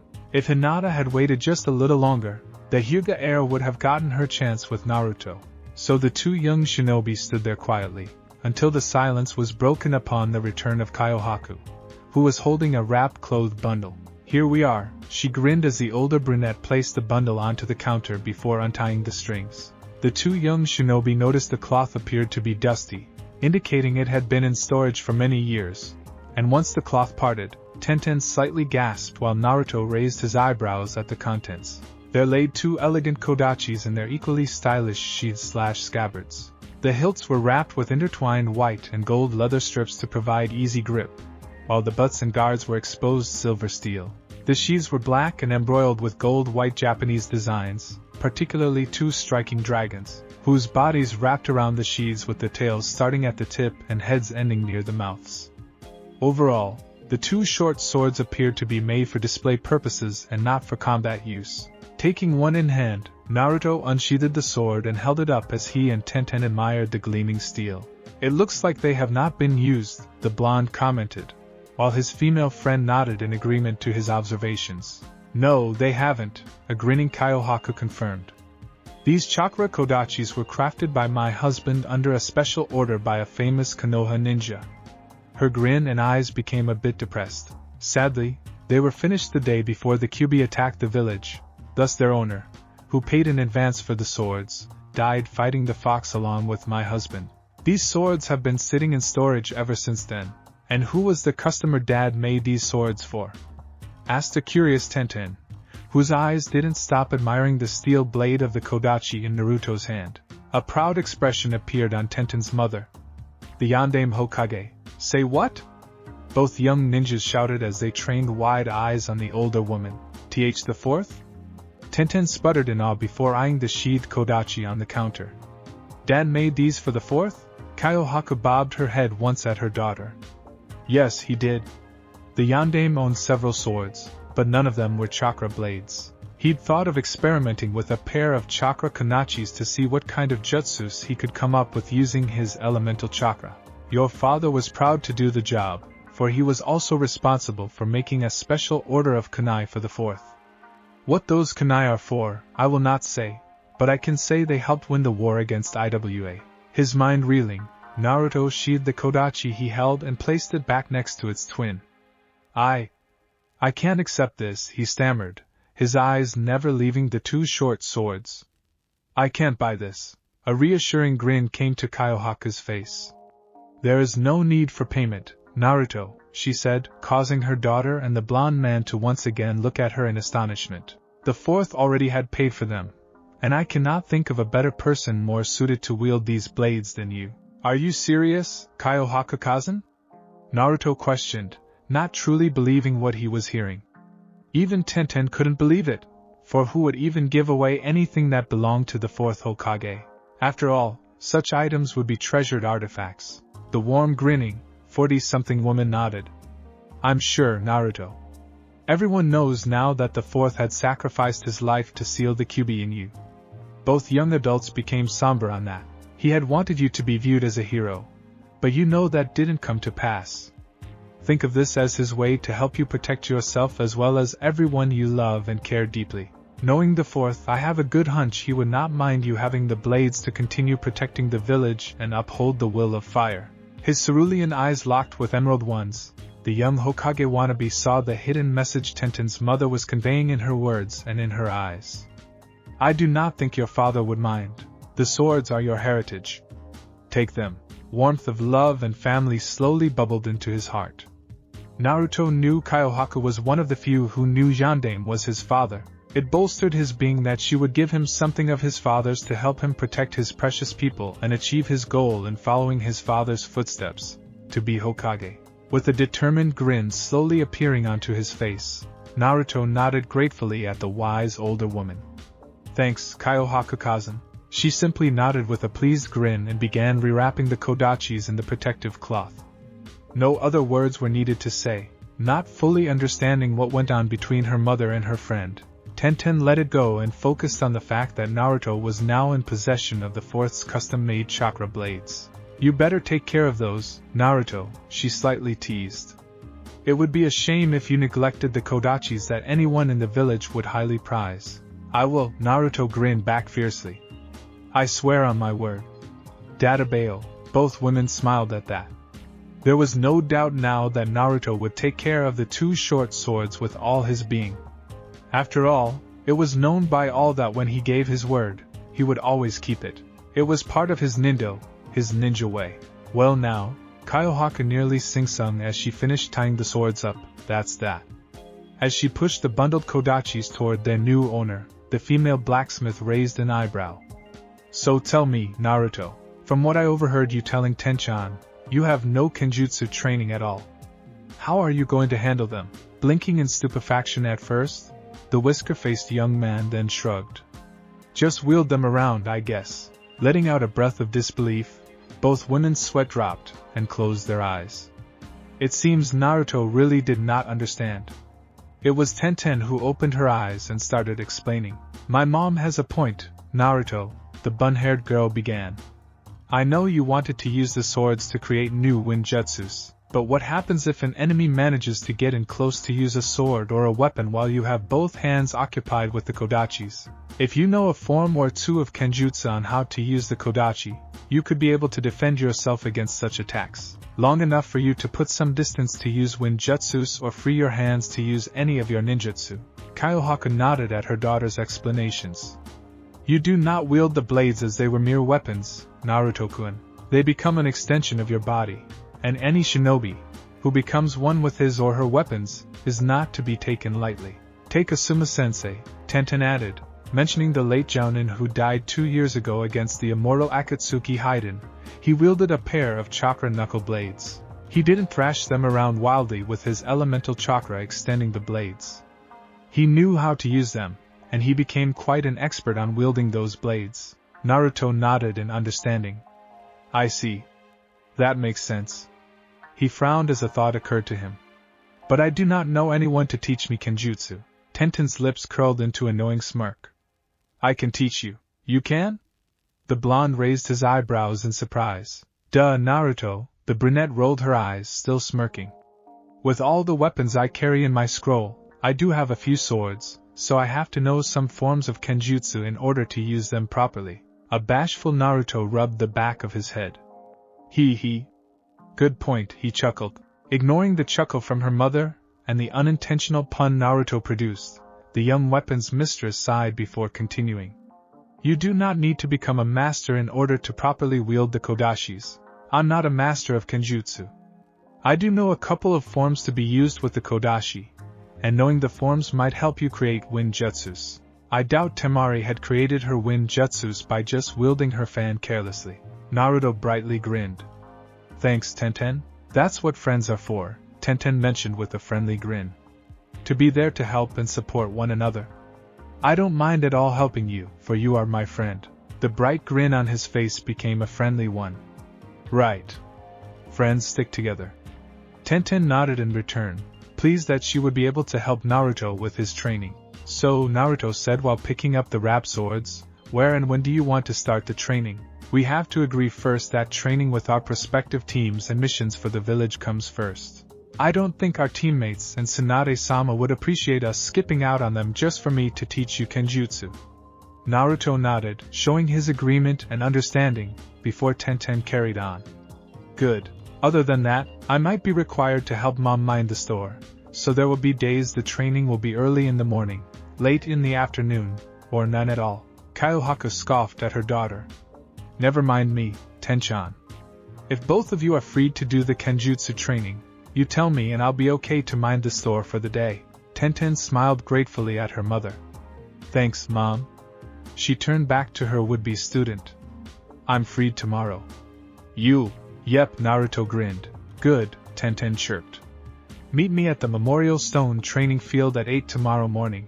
I'll start on teaching you the stances for a kenjutsu form I know, and in the afternoon, you can start trying to mold elemental chakra into the swords to begin getting used to using the kodachis as a medium.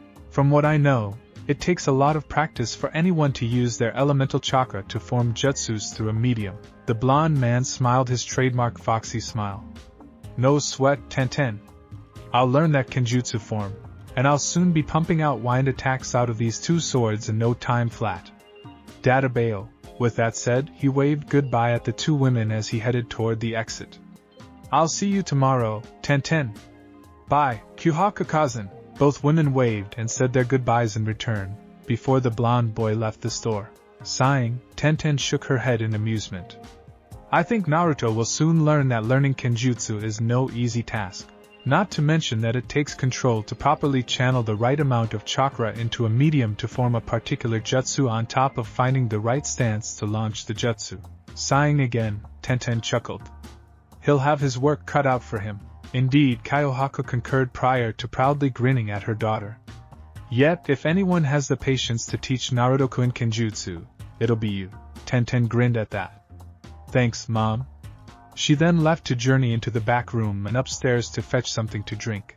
Left behind to look after the store, Kaiohaku smirked, knowing well that things were going to be quite interesting from tomorrow onward in the village. I'll see you tonight, Mom.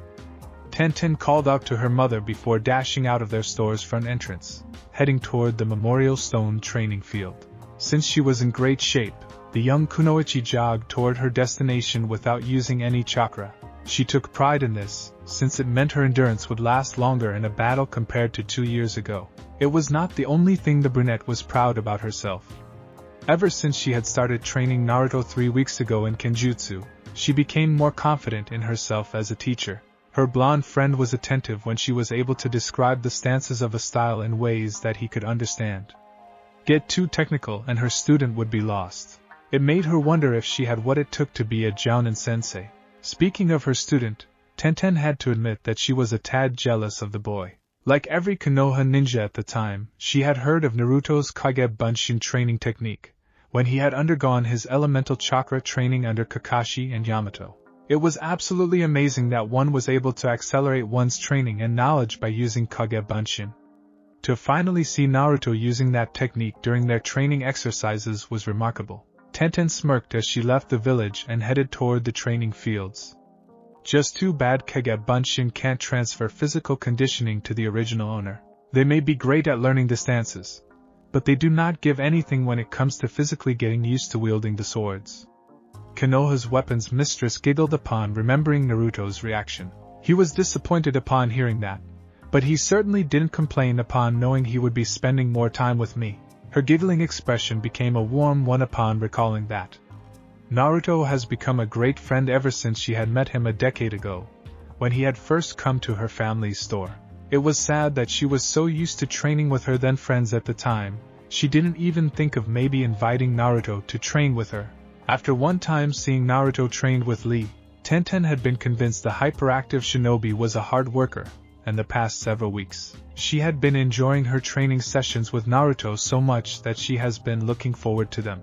Upon arriving at the training field, the bun-haired brunette quickly spotted the object of her thoughts, as he practiced the Kenjutsu stances by himself not far from the Memorial Stone.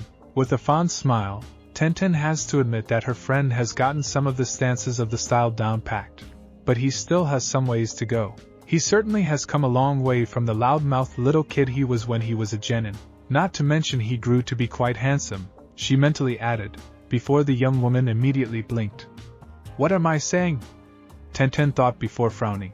I certainly do not mind admiring a strong body on a guy, but this is Naruto here. A sigh escaped her mouth just before her lips formed a tiny self-chastened grin. Tenten girl, you have to just admit that he certainly is eye candy now. Eyeing the so-called eye candy, Tenten knew that Naruto's wardrobe also has improved over time. That orange/blue jacket and orange pants he wore, as a genin, were the worst color combo a shinobi would wear.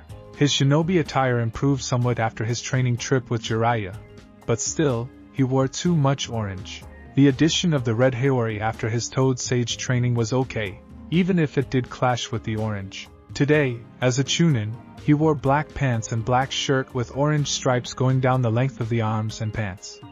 His chunin vest was over the shirt, and the red Haori topped the outfit. His present ninja wear certainly was a vast improvement from 6 years ago. Of course, the kunoichi of Team Guy knew he had grown physically as well. Despite being a year younger than her, he was a head taller than her now compared to when he was 15 years old, and this was only if she wasn't wearing high heels, for if she was wearing high heels, he would be half a head taller than her. His baby fat was gone, leaving smooth hard lines on his angular face, which was surrounded by his golden hair that was more shaggy and wild. Top all that with an athletic, lean, muscled body, and one ended up with a handsome man any woman would drool over. Mentally shaking herself out of the reverie, Tenten approached her friend, who opted just to wear a simple torso-hugging black t-shirt over the usual black pants, while his Haori lay next to the Memorial Stone. Morning, Naruto.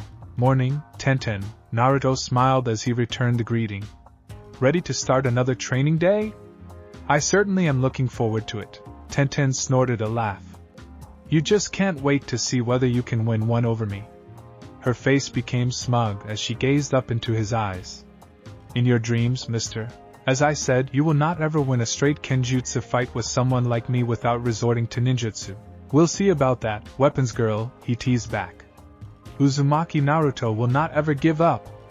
Databao, laughing, Tenten sure highly approved of those who were not quitters, and Naruto certainly was not a quitter. We'll see about that, she replied prior to detaching her weapons scroll from her back and unrolling it to unseal a pair of kodachis into her hands. Let me warm up, and then we'll spar to see where you need improvement. The blonde nodded his understanding, so after her warm-up minutes later, the pair began sparring, thus beginning Naruto's training. By sparring, Tenten could see where he did wrong, and by telling him where he needed to correct his movements by adjusting his arms and legs, the young female ninja helped improve her friend's skills. It was a morning routine they eventually fell into only after the first 2 training days. Lunch was a time for relaxation prior to the afternoon workout. Both had agreed to bring their lunches after their second training day since it was a waste of time to go back to the village for lunch, and then immediately run back. By bringing their lunches, they could relax in each other's company, debrief about the morning lessons, and prepare for the afternoon. Afternoon sessions mostly have Naruto using his Kage Bunshin to kenjutsu spar one another to utilize what he has learned in the morning. Most Bunshins would do this, while the original and a single Bunshin would use the original chakra kodachis to practice molding wind chakra into the blades and try to create wind jutsus. In the meantime, Tenten would be fighting off a horde of Naruto Kage Bunshins to help keep her overall fighting skills razor sharp, for she had found Naruto's Kage Bunshins made ideal practice partners to aim her weapons at. After all, she did not need to worry about hurting the real Naruto or anyone, thus she could go all out on the Bunshins as much as she pleased. Blades of wind slashed through a mid-sized tree, pieces of it falling down around the stump of the trunk. Naruto grinned in satisfaction that he has made some progress with employing his wind chakra through the kodachi. He did not know whether he would be able to pull off a wind jutsu that could be just as destructive as his Futon, Rasen Shuriken while in safe mode, but if he could, at least he would not have to go into sage mode to use such powerful techniques. Taking a break, Naruto looked across the field to where Tenten was still battling his Kage Bunshins. They certainly were giving her a run for her money, since they weren't just rushing her like a bunch of buffoons. They were organizing themselves into collective groups to work together to try to overwhelm her strategic-wise. Of course, it did help her that the clones weren't using ninjutsu, or else she really would have been overwhelmed. A fond grin spread on Naruto's face, as he admired his female friend's abilities. Tenten was the first girl near his age that truly took it seriously when it came to being a kunoichi, thus why she took her training seriously as well. It had taken Sakura and Ino some time before each had started taking things seriously. Hinata was okay, but she, at first, just didn't have the determination until she was motivated. Tenten had the drive and determination from the start, and such a strong work ethic was something Naruto admired heavily in a person. As Tenten landed to avoid being caged again by the Naruto clones, her back facing the original Naruto, the blonde was treated to a good view of the girl's shapely butt. A tint of pink formed on his cheeks before Naruto looked away with a small, somewhat leering chuckle. Over the years, Naruto has developed a healthy respect for the opposite gender. Oh, he was not ever as his late Sennin sensei was, so he would not ever peek into the women's baths or into people's windows. Yet, being a hormone male, like any other man, he certainly enjoyed looking at the feminine forms of women, especially the kunoichi. It just so happened that he had been so focused on Sakura that he only just in recent months started noticing others, and Tenten, for sure, has one well-toned, shapely body. Naruto mentally slapped himself out of such thoughts. Of course, Tenten would have evolved into a striking young woman from the girl he had met years ago. Her kunoichi outfit also had changed over time along with her physical development. As a genin, she looked sort of cute in her pink, Chinese, short-sleeved shirt, dark pants, and simple shinobi shoes. At the time, she had carried her weapons in 2 small scrolls. After he had come home from his training trip, Tenten had been promoted to Chunin with a whole new outfit. She wore a white, full-sleeved, Chinese blouse, red pants, and heeled kunoichi sandals. Her 2 small storage scrolls had been replaced with the single large one, which she still used today. Occasionally, she would still use the 2 small scrolls, but she primarily used the large one. Today, Her current attire was quite eye-catching. Black, hugging pants outlined her toned, feminine legs, while a short-sleeved, short-skirted, white, red trim, Chinese, form-fitting dress covered her curvy upper body with a black waist belt. Her feet were adorned with kunoichi high-heeled sandals. Finishing the assembly, silver metal bracelets were on her forearms with black, fingerless gloves. Despite the physical aspects of the attire, the real eye-catcher was the embroidered golden Chinese dragon in front of the dress. In such an outfit, it was hard for the Kyuubi Jinchuriki to not notice how physically attractive the weapon's mistress has become. Feeling a large number of people surrounding him from the sides and back, Naruto blinked upon realizing all his clones, except those fighting Tenten, were beside him and looking at the good-looking female ninja. It didn't take long before the comments started flying from the 21 Kagebunshins. Wow, Tenten certainly has one hot bod, one clone began. Look at that butt. Another leered. Check out her chest. She must be equal to Temari's size. With one eye ticking, Naruto quickly raised his left hand into a typical two-finger form and dispelled the clones around him with a mental Kai command. He absorbed the clone's knowledge with ease, before he picked up the fallen second Kodachi and dropped down to sit cross-legged on the ground to meditate.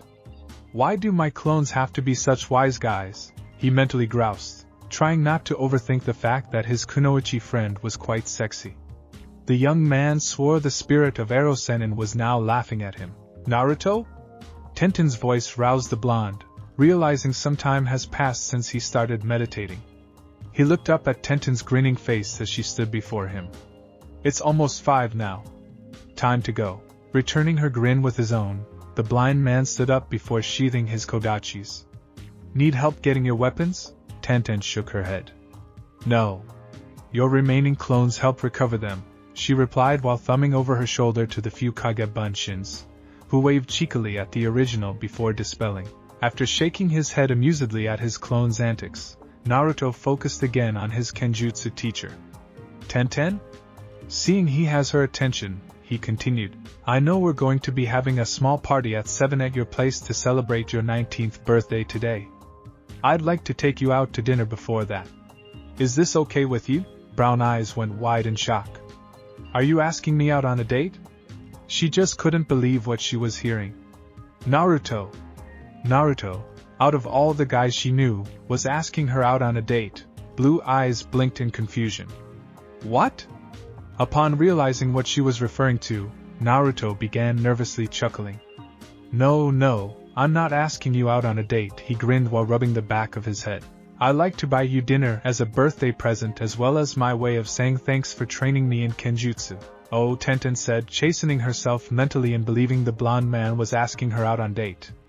Knowing what he really meant, she aimed a small, thankful grin at her friend. You don't have to buy me dinner, Naruto. I said before I am happy to help you out as a friend, and I meant it. You don't need to feel obligated to me, Naruto happily shrugged. It's nothing really. I'm more than willing to buy you dinner. Seeing that she looked like she was giving in to the idea, he pressed forward. So, where do you want to eat? As I said, I'm paying for it. Lips in a wry smirk, Tenten thought about it, and truly couldn't see anything wrong with the proposal. Even if it was not a date, it would be nice to spend more time with Naruto prior to meeting the rest of their friends at her home. His company and his willingness to pay for the meal was a deal she couldn't pass up. Fine, I'll accept the dinner, Naruto, the birthday girl commented, earning her a broad grin from the whisker-faced man before her. Meet me at Ichiraku's in 1 hour. Ichiraku's? Naruto blinked. I know that is not your favorite restaurant, Tenten. You do not have to feel the need to go there just for me. I know, Tenten replied. It's just I haven't been there in a long time, and I haven't had ramen since the last time I've been there. Also, I want to see how they are doing, not wanting to be a fool to pass up this opportunity to eat at his favorite restaurant. Naruto shrugged with a friendly grin. If you're okay with it, Ichiraku's it is then. Good, she grinned in satisfaction. Now go home to clean yourself up and change. Her expression became a mock-serious one, her eyes twinkling in teasing amusement. I am not going to go out to dinner all sweaty and smelly, and neither should you. Got it? Yes, ma'am, Naruto cheekily saluted with a wink, earning him a giggle from his kunoichi friend. After walking over to pick up his Haori, Naruto used the Shunshin no Jutsu to teleport to his apartment, and a moment later Tenten, her large weapon scroll in hands, did the same to get to her home. When it came to making the most out of the time given, all shinobi in the village certainly agreed that the Shunshin was quite a time saver. The uncooked and cooked food could be smelled through the air. The sounds of talking and other noises could be heard all around. The movement of people could be seen as they walked about their businesses up and down the streets, and weaving in and out of stores and other businesses. This was the way things were in the busy shopping business sections of Konoha. For like any other village, people needed to shop and conduct business almost every day. It was a way of life that had existed since the dawn of civilization.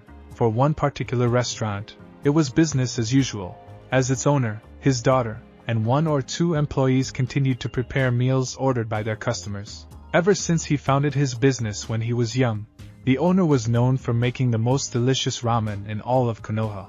He and his restaurant even managed to be listed as the #1 place in all of Fire Country for the best ramen around.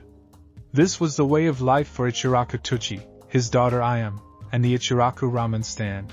Yet things have changed a lot for the ramen stand, ever since the Akatsuki member pain attacked Konoha 2 to 3 years ago. Like most of the village, the tiny stand had been destroyed, and Tuchi had to rebuild from scratch with whatever little remained salvaged from the wreckage of business and home. However, a great benefactor came in the form of their best customer, Uzumaki Naruto. When Konoha's greatest hero heard of his favorite restaurant's destruction, he found a way to generate the much-needed money for Tuchi to rebuild. Sometime after Akatsuki's final defeat, the young shinobi went to the nearest gambling town from Konoha and in one day, won a great deal of money, which he contributed all to the rebuilding of Ichiraku's. Both Tuchi and Ayam had been flabbergasted at the amount they had been given, for it was more than enough to rebuild their restaurant bigger and better than it was before. They felt they would be forever in Naruto's debt, but the young man told them he was the one who would forever be in their debt for their friendship. So, Ichiraku Ramen Stand had been rebuilt at a new location at the bottom of a small hill, which connected 2 business streets via a staircase. It was rectangular in shape, enabling it to seat 11 people around the left, front, and right sides under overhangs for weather protection, and the interior was roomier to allow more equipment and breathing room for employees. Paper lanterns were situated underneath the overhangs and all around the place for great illumination at night. Last, but not least, a 2-story residential home was built behind the restaurant for Tuchi and his daughter. Overall, the new Ichiraku Ramen Stand was indeed bigger and better than it was before. Yet there were several changes that made the small restaurant stand out. In honor of their favorite customer's great gift, the Ichirakus had adorned their stand with Naruto's favorite color, orange, and his family crest, the Uzumaki spiral. It was hard not to see the orange almost everywhere, from the countertops to the paper lanterns. Even the overhang drapes were orange with black flames on the bottom rim. The Uzumaki spiral was on the sides of the countertops, the top of the menu chalkboard, and other places. Naruto had been dumbfounded and deeply touched on what the Ichirakus had done. From that point forward, his loyalty to the Ichirakus was stronger and unbreakable than ever before. As he had mentioned, it was he who would forever be in their debt for their friendship. As the sun began to set over the horizon and the lights of the village flickered on to light the increasing darkness, a blonde male Chunin teleported into the tiny clearing between Ichiraku's and the hill, and then with a grin, he walked toward the left side of the ramen stand. There, Tuchi's daughter, who he considered a big sister ever since he was little, greeted him warmly. "Hello there, Naruto-kun." Ayam chimed, taking in his off-duty attire of black slacks and black t-shirt with an orange Uzumaki spiral on the front. "Hi there, Ayam Nichin." Naruto greeted in return, before he settled in the center of the 3 stools situated on the left side of the stand. "So what will it be?" the older girl asked. Her father, who was standing behind the cooking equipment, also waited to hear what his favorite customer would order, so he could start on it right away. Naruto shook his head. "Not yet. I'm waiting for Tenten to arrive. I promised her dinner to celebrate her birthday and as a way of thanks for her helping me with my training." He placed the tiny box in his hand behind a napkin dispenser to hide it from view. This news from Naruto raised the eyebrows on both Ichiraku's faces. Their young friend had told them that he was undergoing training in Kenjutsu by his female friend Tenten. Not to mention it was also one of the subjects going around on the Konoha rumor mill. Now, here was Naruto offering dinner to his female friend. They wonder how long it would be until the speculations started running wildly.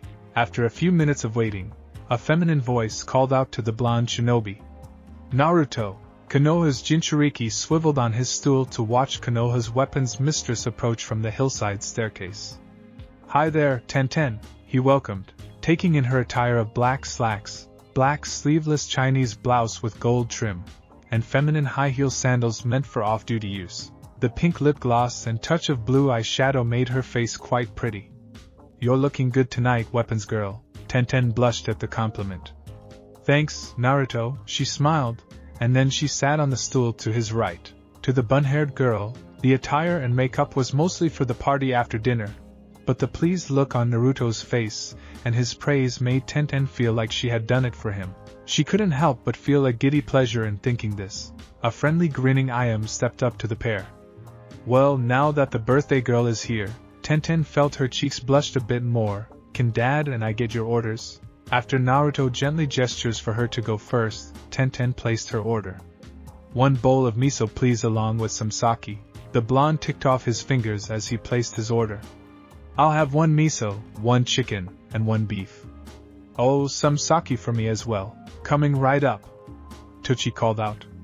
He began preparing his 2 customers' orders, while Iam quickly brought out a bottle of sake and 2 sake saucers. Picking up the sake bottle, Naruto politely poured some for Tenten and then for himself, and after placing down the bottle, he held up his saucer toward his friend, who held up hers. A toast to you, Tenten! Happy birthday!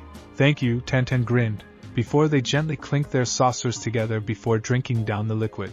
So, the brunette began while refilling her saucer. Do you think you'll eventually be able to master the Kenjutsu style I'm teaching you and create some wind-style jutsus? You're doing well so far. Thanks.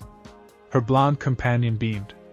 I'll master that style and create awesome wind jutsus that will blow the competition away that Bachan will have to promote me to Jounin. Databao, Tenten chuckled at his enthusiasm.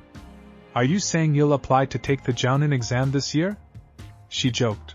Blinking, Naruto thought about it, before a serious grin spread across his face. Yeah, I want to see whether I can get that promotion to Jounin. Are you serious? Tenten asked, not believing what she was hearing. Seeing the look in those blue eyes, she sighed with a tiny grin. You are serious. I was just joking, Naruto. Naruto chuckled. Yeah, I know. Maybe I should go for that promotion.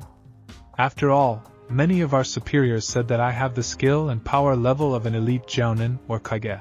Just because you have the power level of a Kage or Jounin, doesn't mean you are Kage or Jounin material, Tenten softly chided. Remember Niji? During that first Chunin exam, he showed he had the power and skill level of a Chunin, but he was passed for promotion. Why? He just didn't have the maturity of a leader at the time. Her lips curled into a smirk. It took you beating him up to get that stick out of his in order for him to understand his personality faults.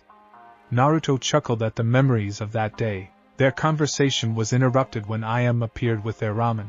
After thanking her, the pair each picked up a pair of chopsticks from the chopsticks holder, snapped the individual sticks apart, and called out itadakimasu, before digging into their meals. As they ate for a few minutes in comfortable silence, Tenten noticed that Naruto least was not eating his ramen like he was starving. She remembered how much a pig he was when he was younger, especially when it came to Ichiraku ramen.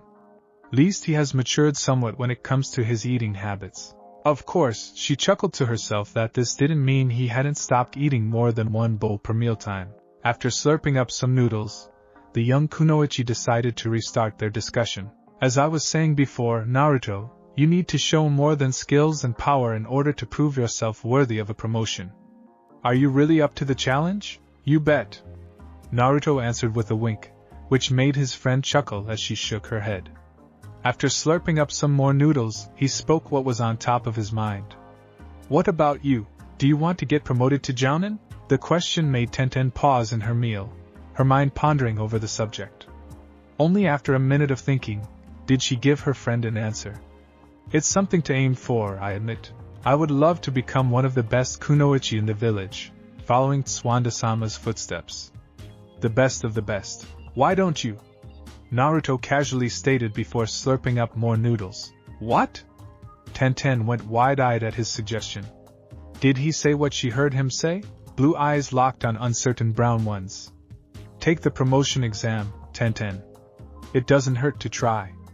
You're strong and smart, so I know you can make it, if you give it your best shot.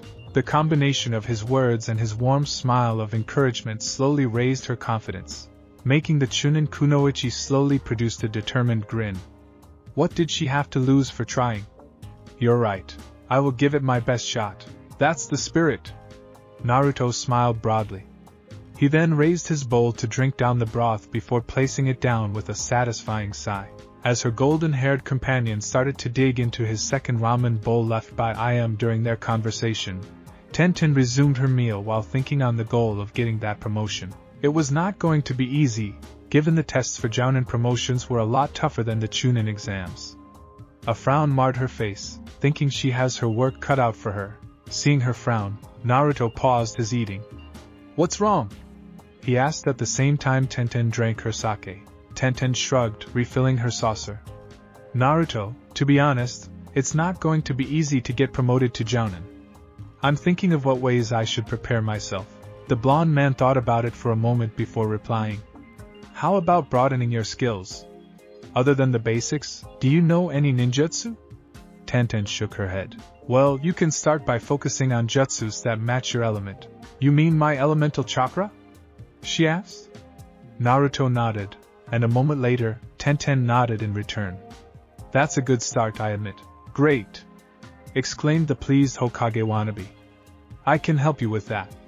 As you helped me broaden my skills by teaching me kenjutsu, I'll help you broaden your skills by teaching you ninjutsu.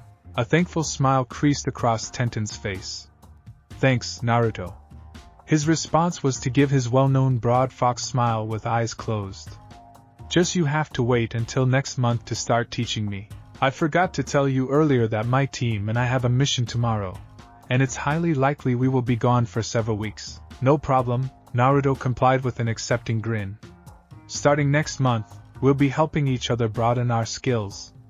We'll work together to get that promotion. Deal? He finished with his sake saucer raised toward her. Deal?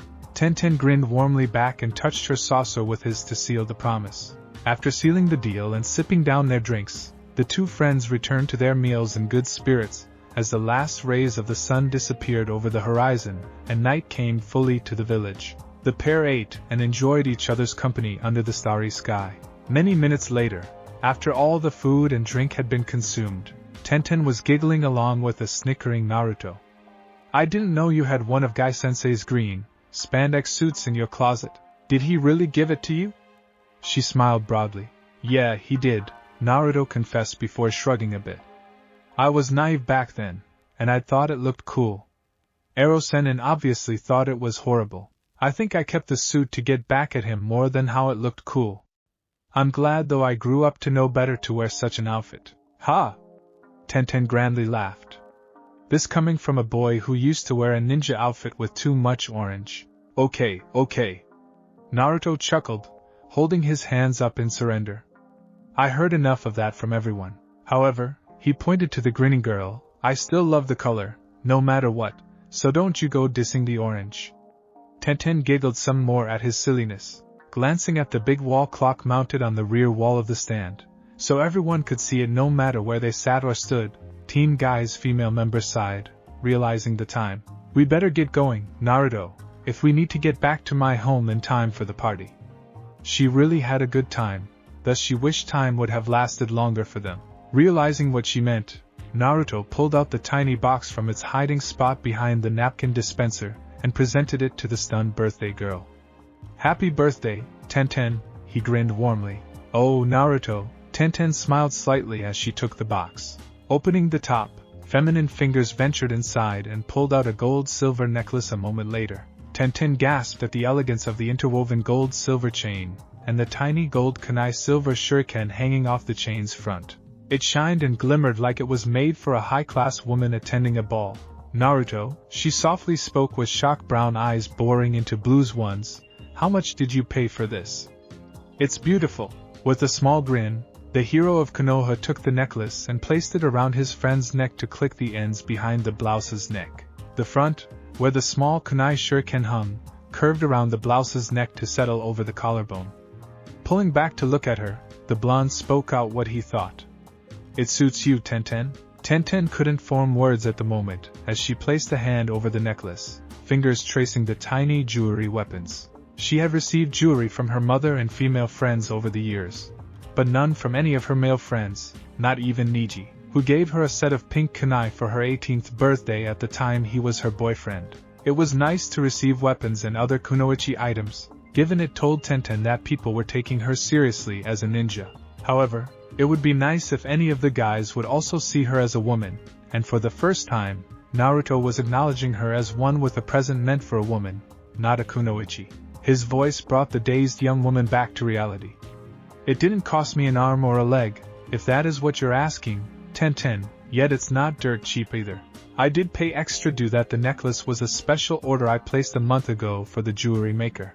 I knew your birthday was coming up, and I'd wanted to give you something special other than the usual presents of weapons or other ninja gear. Feeling overwhelmed by her emotions, Tenten just couldn't help but let her feelings guide her, as she leaned over to kiss Naruto on the cheek.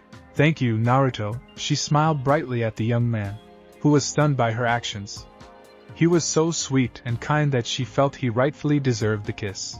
Cheeks pinking, Naruto mentally shook himself out of his shock and let a warm grin come to his face as he stared into the radiant expression of his kunoichi friend.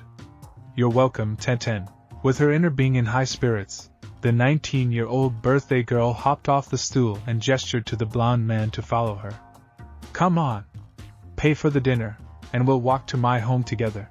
I don't feel like rushing back. Yes, ma'am, Naruto replied cheekily with a wink, which earned him a small, warm laugh from the happy woman before him.